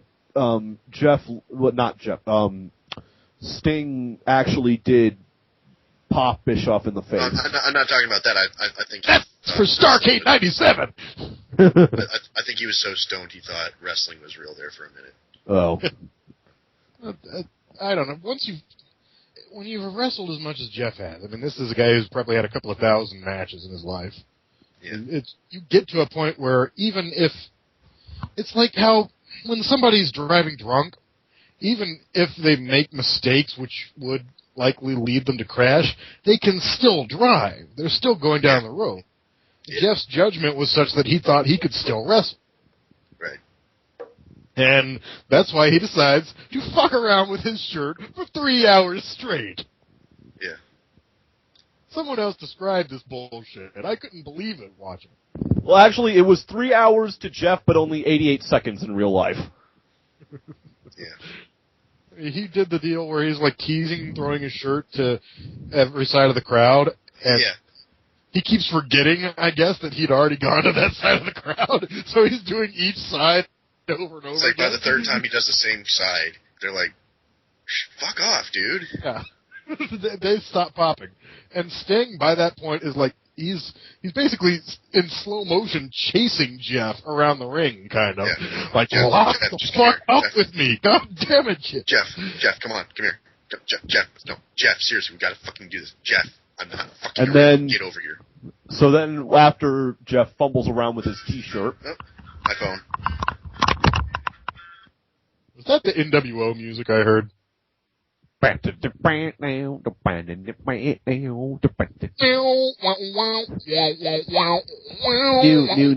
world order. Doesn't it sound? Don't you think that song could be good for porno movies? Yes. Yes. While he's on CMG. And CMG, I demand you make that the closing little gag of this episode. Yeah. Just like how the Sin Cara song was in one of the more recent Dark matches. Sin Cara, he has a mask, plancha. Where's a pretty hat, Sin Cara? Damn it. He should have been, where's a pretty mask? He is And then, even though Teach doesn't like it when I say this gimmick sucks, Sin Cara, even though I don't believe that. But it fits too well, yes. Yes, the Mystico gimmick was very good, and the Sin Cara gimmick, I don't think they're going to change much of Mystico's. He's just going to be a heel with a mask. I mean, I just don't want them to, do an eventual unmasking gimmick with him, because Mystico is one of the few guys left who wears a mask that we have no idea what he looks like. Well, they haven't. That's the weird thing. They haven't really had any masked wrestlers unmasked there in a long time now. Largely because Ray's been the only guy with a mask, but still. Do you think that they'll have Cody go over Ray at WrestleMania and he'll unmask?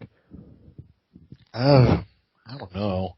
I want them to. I'd like to have them do an unmasking gimmick where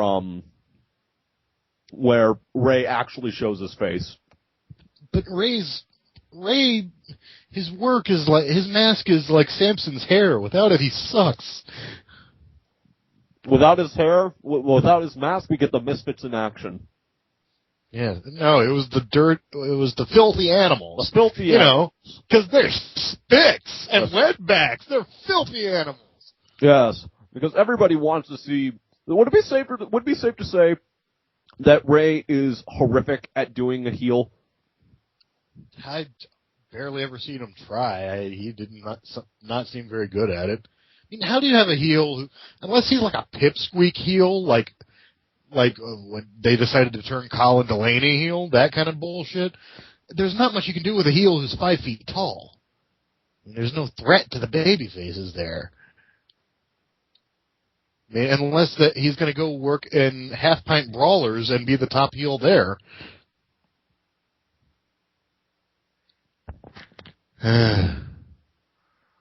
Yes, we're just waiting for Mr. Teefus to come back. 99 bottles of GHB on the wall, 99 bottles of GHB, take one down, pass it to Jeff, 98 bottles of GHB on the wall. Yes, he got the GHB from Eddie Guerrero's house. Darkest sketch. But wait, we're not allowed to talk about Eddie Guerrero, because apparently, because of him dying, he's been elevated to the status of Jesus. Yeah.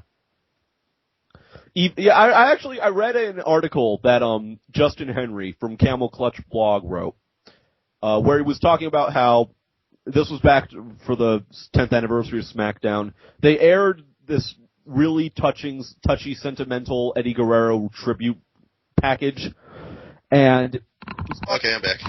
He was talking about all the shitty things that Eddie did in his life, trying to commit suicide even though he had a wife and kids.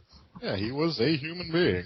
Yeah, Eddie did some bad shit in his life, and just because he died doesn't exactly mean you'd have to, commit apotheosis upon him. Especially since,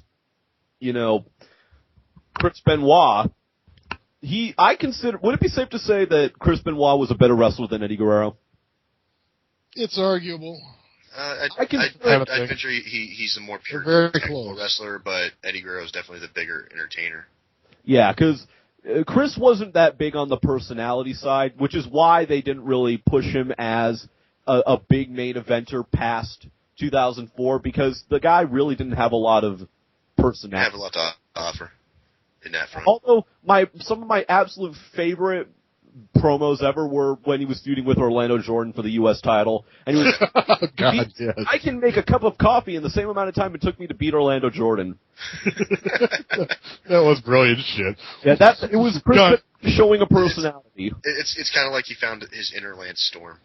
Yeah, I'd say the difference between those two is kind of like the difference between Frank Sinatra and Dean Martin. Frank is definitely the better singer, but if you go to a show with the two, Dean Martin's going to be the more entertaining part of the show. Are you 60 fucking years old? Dean Martin and Frank Sinatra? I'm an old soul, baby.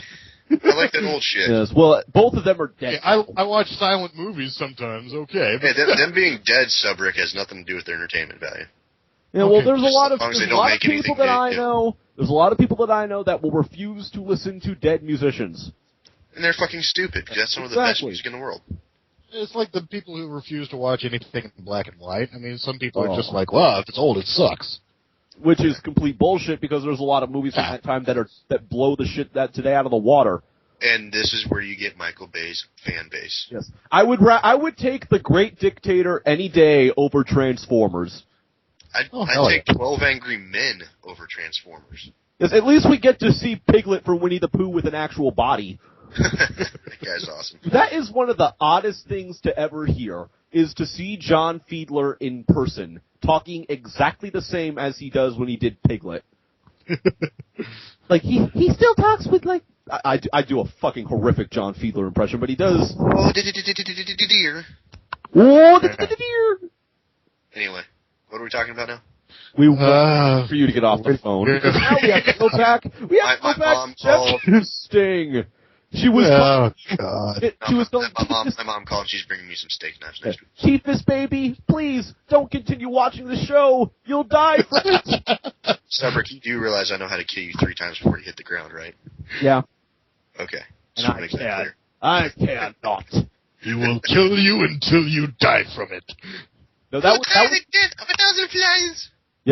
Yes. Tiphys is Relic, which, if you didn't already know, is Shut up. Damn. Okay, so break out Black Rain and the barbed wire Christmas trees. let's get this fucking thing over with already. So after Hardy does his... Just figured my phone tone is not the NWO theme, it's the generic Verizon theme. Okay. Just want to put that up. So after Hardy screws around with his shirt more, they Sting finally drags him bodily out of the corner in a lockup. I mean, Jeff still didn't want to. I mean, he wasn't locking up until, like, Sting was already 3/4 of the way there. Yeah. So he's like, oh, I guess we lock up now. Scorpion death drop, and 88 seconds later... Yeah, and with Jeff's left shoulder up, or right shoulder up, by the way. Yeah. He was holding him down so hard on the one side. What? Again? She's doing run-ins to try and stop us from talking about this. Ugh. Phone-ins. Something. At least it gets us to stop talking about this show for a few seconds. And I've got some more rants to do about the company, too. We've got to get this. Yes, While actually... doing that, I got to go pee. I'll be right back. Same here. One moment.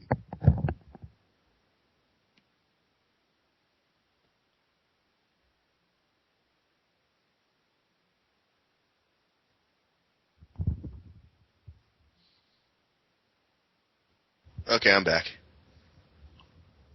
Hello? Everyone had to pee, so they left. Oh. Okay, well, my mom just called me back to tell me she found my sunglasses. Oh, okay. So, my phone is on vibrate now. Your sunglasses, they were Jeff Hardy's sunglasses from his promo. No, they were under the front seat of the pickup truck from when I plowed the driveway over December.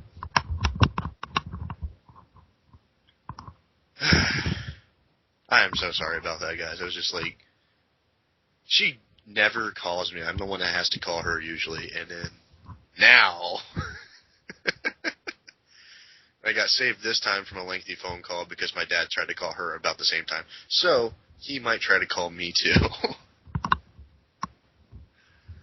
I love my family. We're going to Washington, D.C. on Friday for about a week.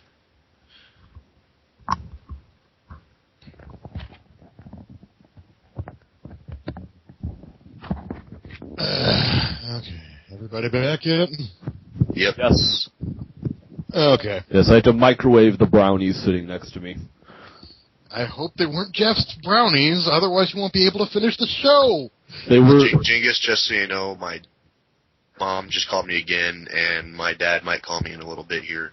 I've got my phone vibrate. I'm just going to ignore it. There's just people that do not want you to finish the show, don't they? They don't want me to deal with it, man. They don't want me to go back to the hospital. I can't go back. I can't ever go back. So Sting wins the match, and he looks rip-roaring pissed. He looked much more unhappy here than when Hogan pinned him clean at Starrcade 97. And we're just recapping every terrible thing that's happened in professional wrestling in the last 15 years, aren't we? And they all involve the same people over and over again.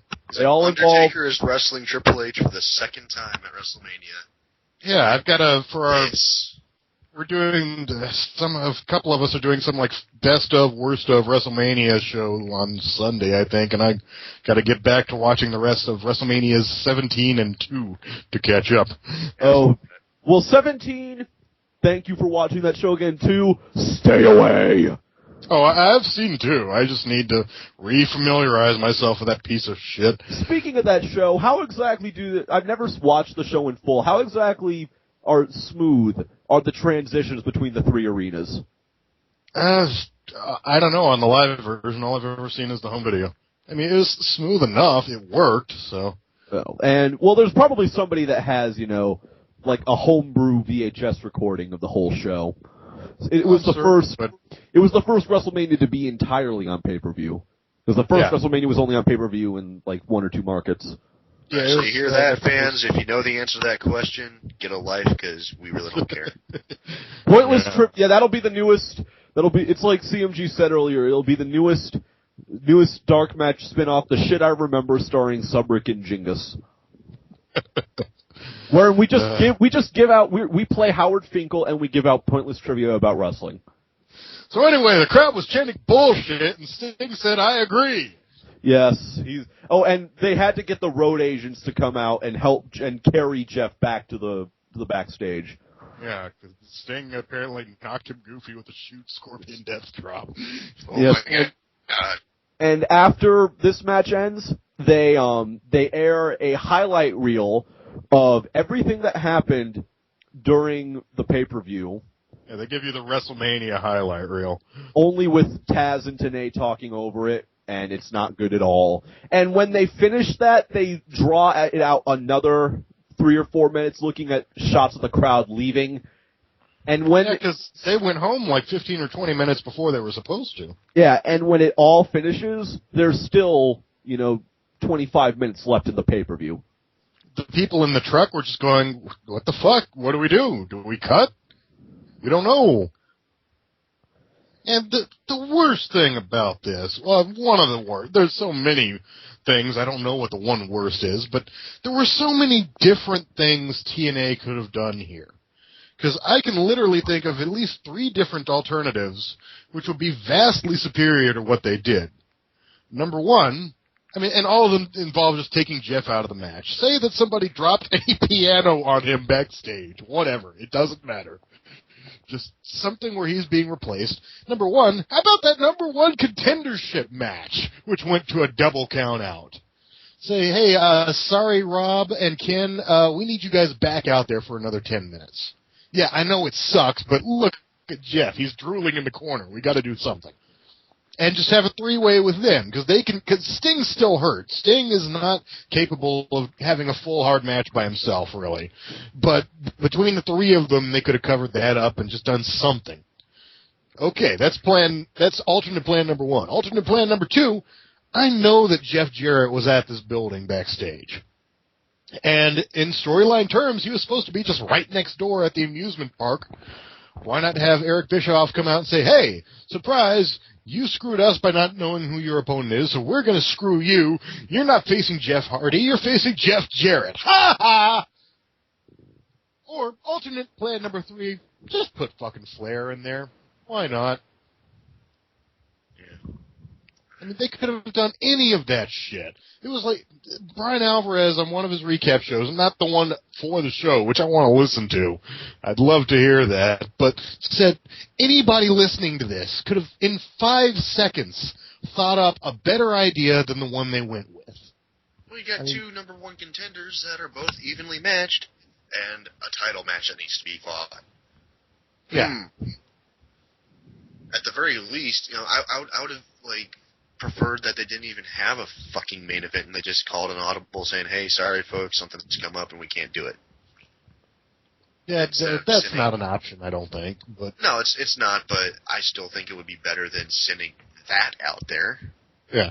Or even, they weren't done yet. I mean, they even could have, if they had to do the Squash Jeff thing, I mean, if they were bound and determined to have a inebriated man in the ring on their show, go ahead and do what they did, but instead of having Sting walk off, just say, have Bischoff, oh, by the way, you gotta wrestle somebody else, Sting. Here's Jeff Jarrett, ha ha ha.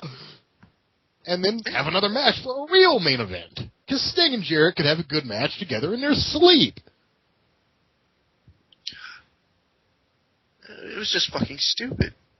This fucking show. I mean, I'm honestly having a hard time getting past the fact that they let Jeff go out there in that state, because you can see what looks like 2 fucking claw marks in his neck. He ends up from giving him the death drop. Yeah, like, it's not like this is the first time that they've let him go out there and try to wrestle while drunk or stoned or whatever, because they did this back in December against Matt Morgan. Allegedly. He was tired. Yeah, but I think this is the first time where we can all say that we know that Jeff was fucked up. 100%. There's no denying it. No doubt. No denying it. I mean, Hulk Hogan kind of sort of admitted it on fucking Twitter. His brother admitted it on Twitter. Yeah. He himself said, everything is OP. Whatever the fuck that means. Oh, the P key is everything's oxycodone and Percocets. And he used spaces, too, so you know he's lying. Not everything's not okay. But, you know, and then they pull this shit, you know, today or yesterday or whenever it was, on their website offering people refunds for the short pay-per-view because we like to provide our fans with shows that are 3 hours long. It's like, let's talk about this shit. Yes. The length of the show has nothing to fucking do with it. Oh, December didn't suck because it was half an hour too short. It sucked because it sucked. Same thing here. This sucked because you blatantly have no fucking regard for the well-being of your wrestlers. We'll send them out there with a drunk motherfucker who's trying to claw their necks and expect them to, you know, deal with it. Yeah. Without and how about this? Benefits. What if Jeff had, because he was so fucked up when he was trying to get in the ring, what if he'd fallen and broken his fucking neck on the concrete floor and died on live pay-per-view? Or what if at some point he'd fallen into the crowd on a little kid and killed him? Or if he had managed to get close enough to Sting's face to bite his nose. Yeah. I mean, it's like, well, we have to shoot this scene in a movie involving a dog. Well, our lassie came down with a bad case of rabies today, but we really need this scene. Bring her in anyway. I think a better example would be Old Yeller. It's real. We're shooting, brother. We're shooting.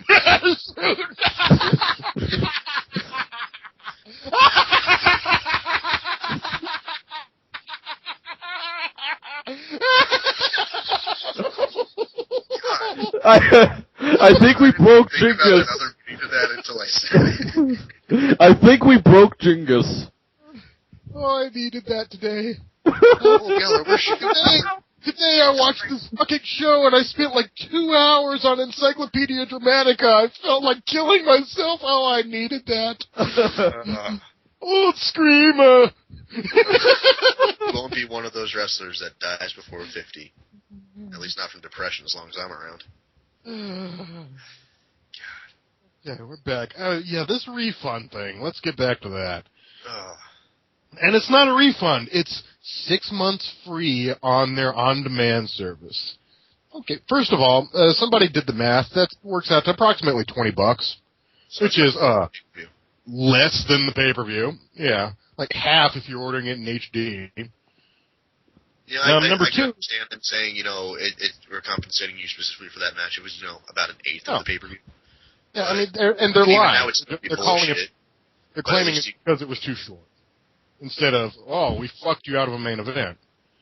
And at that, just saying, the show came up short, like, they planned for it to be exactly that still, and there wasn't a fucking alcoholic or drug or whatever problem that fucking caused it. They're still not acknowledging it. They're still trying to sugarcoat it. And the way, and it's so insincere, this offer of this free deal, because you have to get your pay-per-view receipt, which means you have to get your cable bill, basically, and mail it via snail mail to TNA's home office in Nashville. How many people are actually going to do that? People, they have to wait about 15 days. Yeah, all 6,000 people that bought this show, how many are actually going to do this shit? 5. Yeah. It'll be Larry, Mo, Johnny, Kim, and the one guy in his hospital bed that can't reach the laptop. And I just got word that Kim dozed off. Turn it off! I can't click it! Turn it off! Yes, for anybody who understands that joke and got the reference, you get a high five. Good, I don't want a high five from you. It was a Triumph the Insult Comic Dog reference. That's okay. Don't explain the joke. I have to have a really long arm to high five me from you. God. Hey, that's what they created editing for. Let's be like Penn and Teller. Let's not give away our secrets on the air. Anyway. And the secret is always that, like, it's not a real lock, anyway. It's generally like half the magic tricks on the planet. Yeah, but that magic bullet trick, though, that's fucking crazy. Anyway, I digress. Yeah, so the refund thing's a fucking scam. It's just to say that they did something when they actually did nothing important. And the whole fucking, the 3 hours excuse. So what does that say about the 2-hour impact or the 1-hour explosion? Despite any content within those shows must suck, because they're nowhere near the 3-hour mark. I guess that's why they canceled Reaction, 45 minutes long. And hey, 3 hours is so good. Why don't you go for 4 or 5? God, no. I can imagine them doing that. I can imagine them. Ideas. No, I'm just saying, if that's how you measure a good show, why are you stopping at 3? No, I mean, we don't you're need to full of shit. You don't need to keep poking holes in this excuse. It already looks like Swiss fucking cheese. We know the deal here. Swiss cheese that's been put into a blender. Yeah. And by the way, Jeff Hardy, still with the company. He's still being paid. He's sitting at home. He got sent home without a dock and pay, so he's collecting his bottom line guarantee. And they haven't even said anything about it on air. They haven't even said, well, you won't see him for a while or anything like that. They say that this week.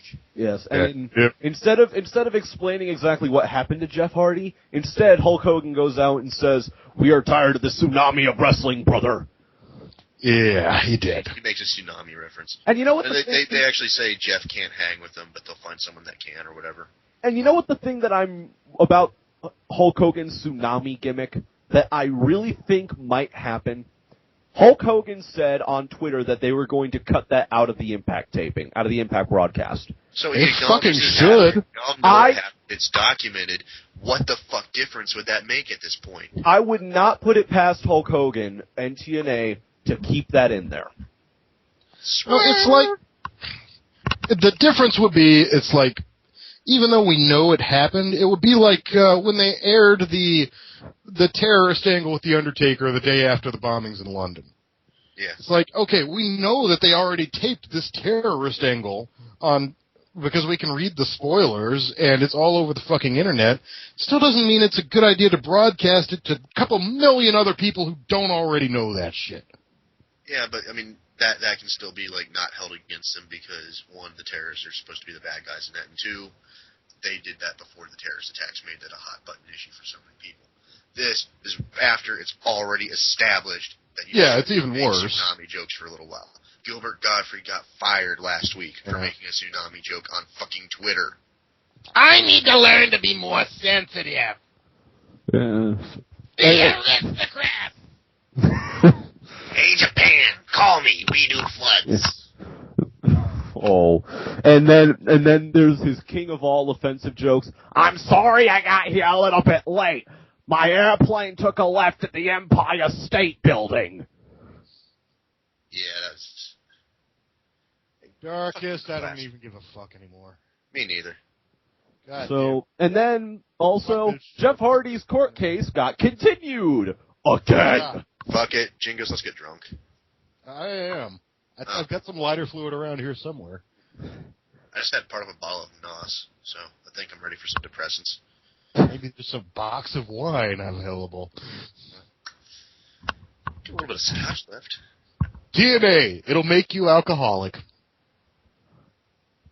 Well, look what it did to Jeff Hardy. TNA, the ultimate enabler. You know the Just thing that following the example they're setting for me. You know something that I noticed? When Jeff was in WWE and he was the world champion and everything, he probably, like, underneath everything, still had his inner demons. But WWE when they was fired him the first time, it was because he wouldn't go to rehab. Yeah, and then when he came back, the demons were all but gone. But I think that his house burning down and his dog dying and all that brought them back up. Not to mention his newfound success probably went to his head a little bit. Yeah, and the fact that they played it out on TV as Matt Hardy having killed the dog and everything. And just because his demons might have been cleared up doesn't mean Beth's demons, if she has any, were cleared up. Yeah, and then but WWE. How many chromosomes their kid has?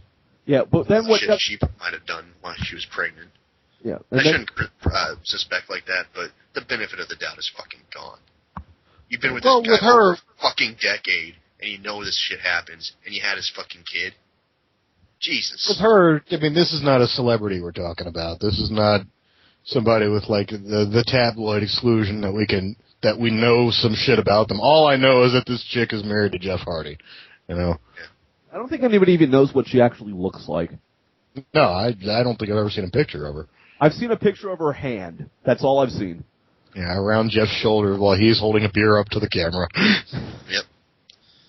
But, I mean, you don't stay with someone that long knowing he has these problems without somewhat condoning enabling. Yeah, to some extent. I mean the fact that she hasn't... She's facing felony charges, and he's still getting trashed, and she's still with him. On live television, and he's being paid, hundreds of thousands of dollars a year to be the world champion of a failing company. And that's just it. The only people that ever tried to force him to shape up were WWE, and he just walked away from them to someone that said, no, you're fine. Yeah. Same thing with Rob Van Dam. When he was in WWE, he got fucking almost fired for being a double world champion and being caught with weed. In TNA, he can do whatever the fuck he wants to do. Yeah, well, at least with Rob, I mean, the difference there is that Rob never let it affect his life or his work. I mean, Rob just, even if he's high all day, you can't tell. He still hits all his spots clean, Yeah. And that's because he's probably so used to it. I mean, yeah. But still, I mean, and for the most part, weed kind of has that sort of effect. After so long of being on it, your body gets used to it, so you can function with it in your system. Yeah. Listen to any of Jeff doesn't work that way. No, Jeff is most it could be any number of things. My first guess would be some sort of pills, either painkillers or muscle relaxers, if not both. Because a lot of that shit, remember how when Matt was trying to get fired from the WWE, he got Somas banned because apparently he was so messed up on them? Now, Somas are one of the most popular fucking drugs among wrestlers in the past 20 years. So that had to be a serious problem. That entire situation, there are people that for well over a decade were the shining star of a lot of people who are wrestling fans. And this entire network of friends, they've either split away from each other and risen to success, or they've just stayed stuck at this one level, spinning their wheels because of their own personal behavior and their own personal demons that they refuse to even fucking face. Yeah. As far as we know, Edge has gotten over his relationship issues and no longer cheats on his wife. Stone Cold has drinking under control. As far as we know. Yeah, as far as we know. But the point is, they're not letting it affect their work. They're able to function, and they're not getting into legal trouble over it. They're not endangering other people's lives with it. Yeah, when is the last time you can remember seeing somebody who was the main event of a pay-per-view showing up in no condition to work? NWO era. And even then it was barely tolerated. Yeah, you have to go all the way back to Scott Hall. Fucking X-Pac lost his job with WCW to to hammer it home to Scott Hall and Nash that they couldn't get away with some shit. Mm-hmm. Even though he was down home with an injury at the time, but still. Yeah. So, I mean, there's some misplaced repercussions there, but at least there were repercussions. Yeah. It's like, well, I can't hurt you guys because of the curtain call incident. Well, I'll punish Triple H. Well, Triple H was part of it, but yeah. And you know, he happily took one for the team. And the only reason why Shawn didn't get punished at the time was because he was the world champion, and it would have hurt business. Not like business was doing that good at the time to begin with. Yeah, but you still don't want to fuck with business. Yeah. But the point is, Triple H was happy to take one for the team, and I guess I wouldn't say happy, but willing to. So that went a long way to, you know, build up his stock even through his punishment. Although, if you actually go back, his punishments have really been overstated. If you go back and look at it, he was off TV for about a month, doing jobs for another month, and then right back to being the exact same level he was before that. Yeah. But, you know, it's still the kind of thing where, like, he did take one for the team, big or small, he took it. He ate a shit sandwich and liked it. Yeah. But, and whether or not it was deserved is even debatable based on who you talk to. But yeah, there are different versions that say exactly who knew and if they asked permission to do that ahead of time. But knowing the Clique, I'd assume that they didn't. But still. But in the long run, who fucking cares? Well, it's one of those things where back then it was a big fucking deal to break kayfabe like that. Yeah. It seems weird now. In this case, that's the point. It's like, who won out on that one? Yeah. It's like every one of those bookers that was pissed at Triple H. Hey, guess who's the boss? Oh. Yeah, I still remember, like, in a shoot interview they did with Bam Bam Bigelow when he was in ECW. And this would have been in, like, early 98, I think. Where, like, he was joking about how much of a loser Hunter is. Well, a few years later... But anyway. So bottom line is, Jeff Hardy's fucked up and he needs help, and TNA is doing fuck all to do that. In fact, they're enabling him. They literally said, hey, go home and sleep it off for a week. See you in a month. He's going to be off TV, considering that they sent him home from the Impact tapings. He's going to be off TV for at least a month. Yeah. And they're not fining him one penny. Right, exactly. Here's your money, go home, sleep it off, see you in a month. Enjoy Even though they are going to lose at least a little money, at least, if nothing else, if, like, 20 people send in their receipts for this fucking 6 months of online shit free. Yeah. I mean, that's still, a few $100 out of his pocket. Make him pay for that out of his pocket. It's more money lost for, talents on the show that actually give a fuck. Yeah. But they're not going to do that. They're going to spread it out for everyone. Yeah, they're going to cut another couple of knockouts and fire another couple of X Division guys and tell the Young Bucks they can't afford to give them a raise for all those spots they did.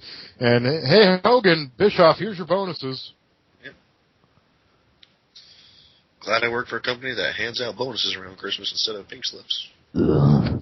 It's literally, I've seen a few people compare TNA in its current state to AIG when they were giving out the $1 billion bonuses when the economy was going fuck to hell. Yeah. And I can see some legitimacy in that. I mean, Hogan and Bischoff and Dixie and Russo, they're running a very quickly failing company, and they're enabling a lot of the problems, if not all of the problems. For those top guys, whether they're with Immortal or they're a babyface or whatever the fuck Russo wants to call them, it doesn't matter to them because they're making money. What happens to other people doesn't matter to them because that's the WCW strategy. And if someone that, like a knockout or an X Division guy who's making about $200, $300 a show. Because that's how much they say he's worth. It's like, well, if we pay him that much, that's how much he deserves. And they takes can't it. comprehend why that, and they can't comprehend why this person would ask for more money because, that's all you're worth, number one. Number two, I'm not having financial problems. You're like, hey kid, you didn't body slam Andre the Giant in front of 150,000 people. He was 8 feet tall and weighed half a ton. If Hogan had not gotten divorced, he would not be doing this. Yeah. If Hogan was not divorced, I think that he would still be in WWE and he probably would have had his farewell match by now. I thought he had his farewell match like 10 years ago. You know, he's had like 8,000 farewell matches since 2002. First it was Rock, then it was Vince, then it was Shawn, then it was Randy, then it was the Flair matches, then it was that fucking horrific tag match on Impact last year that they had to do twice. The one where he couldn't even take the snapmare. That was just, it's sad. It's like it's not even to the point where I'm like, what the fuck? This is shitty. Get off my TV. It's just like, it's man, much more why do you have to do this to yourself? It's much more respectable for a guy to sit there and say, you know what, I'm not physically able to do it anymore. I'll provide some coaching for you, but it's on you guys. This is why ever since Hogan said that he was looking to come back to the ring, even though, you know, he had a fucking halo in his head. Seriously, when they pulled this shit in the fucking, on Victory Road with the short-ass match, you know, and knowing how the proper thing to do is call an audible and call for, like, a sudden match that was unannounced and everything, I expected that. I expected Hogan to come out. And that's fucking sad. Yeah. Well, I really, it's like how Spoonie keeps saying that Ric Flair is going to die wrestling. Hulk Hogan is going to, you know, he's going to lose the ability to use his arms and legs. He's going to lose everything. He's going to become, I would not be surprised if Hulk Hogan decides to wrestle again and then he ends up, you know, taking a bump and he goes on life support. I would not be surprised. It's possible. It's more likely that he'd just, like, break his leg and have to be wandering around on a cane for the rest of his life. And afterwards, he'd still try and wrestle. Yeah. He'd do a limp in, or a wheelchair in, or something. I can do it. I slammed Andre. I can do this one-legged bullshit. Although, I remember when Steve Austin did his Monday NyQuil promo in ECW. This is fucking Monday NyQuil. This is a bunch of old-ass motherfuckers. The same shit he was complaining about 15 years later with the same people. 16 years, actually. It's a bunch. This is Monday NyQuil with Tylenol and Advil. And Somas and Percocet and Oxycontin. Yeah. Geritol on a pole. A bottle of Jeff Hardy's stash on a pole match. Shit. The pole would start melting. They would, yes. And inside each of these 10 poles include each one of every kind of drug that Jeff Hardy takes, a replica of the WCW title, and a picture of Scott Hall. And a bottle of makeup. And sunglasses. And Matt Hardy will be in the match, so they need a crate of grapes. Yeah. Well, Matt Hardy will be on one of the poles. No, he'd be the pole. It will be a specially reinforced pole. Matt and he'll be like, you know why I'm up here? It's because I'm above all of you. That would be the pole. Touch me, I'm so cold like metal because I'm cold blood. I didn't think they could come up with a stupider nickname than the Angelic Diablo. Ow. That hurt my ear just to hear it. Yeah, when Matt was about to be released, he had filmed these homebrew vignettes where he was standing in his backyard in a trench coat shooting about Lita and Edge and how scars will heal and shit, and the whole thing was that his new symbol was going to be the scar on his knee from his surgery that he had about that time. His symbol is going to be scar tissue. Yeah. And his nickname would be the How about a big scab with an Uzi Band-Aid on it? His nickname was going to be the Angelic Diablo. Oh, that's That's a name for the kind of boss you'd find in like the third dungeon of a Final Fantasy game where you wouldn't have even heard of it before. It comes up, it has one dialogue box, attacks you, and after it dies, you never hear about it again. That's what an angelic Never figured out if it really had a penis or not. Or even if it did. That still doesn't. Like, it has one attack that can kind of fuck with you if you're not careful, but mostly you just hit it with your swords and keep casting fire to, and it goes down pretty quickly. You use that special item you found only in that area, which happens to be grapes. No, you don't even need that. Just attack, fight, he falls over. Touch, falls over. No, that's the other one. That would be Ric Flair. You look at Ric Flair, and he ends up, and he's like, I'll make a woman! Flair flop. It's either if you're going against Ric Flair or if you're using Hogan to go against anybody. I can now just imagine a wrestling version of Final Fantasy with all those same bosses. I've thought about like trying to like on RPG Maker or something like that, come up with like a wrestling based parody RPG. Mugen. Use Mugen. What? I believe it's called M-U-G-E-N. I'm not a programmer, so I used RPG Maker because it told you how to do it. Wikipedia we go. If Wikipedia would load. Yeah. Mugen. Anyway. Fighting game engine, yeah. But yes, after these 5 million fucking years of insanity, we have officially reached our boiling point.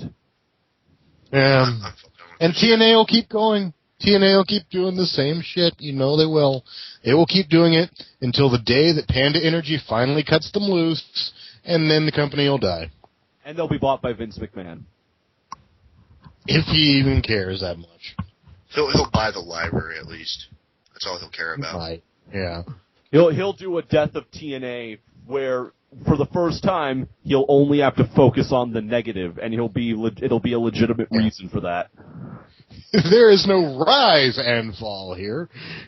Just the slow stat It's going to be about the same length as a Dr. Seuss book. It's about the same quality of writing as Twilight. Yes. The consistently mediocre rut of TNA. Oh shit, the wheel fell off. They keep dragging it along anyway. Oh god. Division and all the get out, push. What about the heavyweights? No, we're too valuable, brother. You're like, come on, Hulk Hogan weighs like 500 pounds now. I ain't moving. I don't leave my feet. Flair gets out, but he doesn't help. He's just running alongside, going, whoa! Yeah. And actually, earlier, when you said, earlier that one of your backup plans would have been have Ric Flair go out there and wrestle Sting, that would have been just as sad. I don't know. It would have been better than what we fucking got.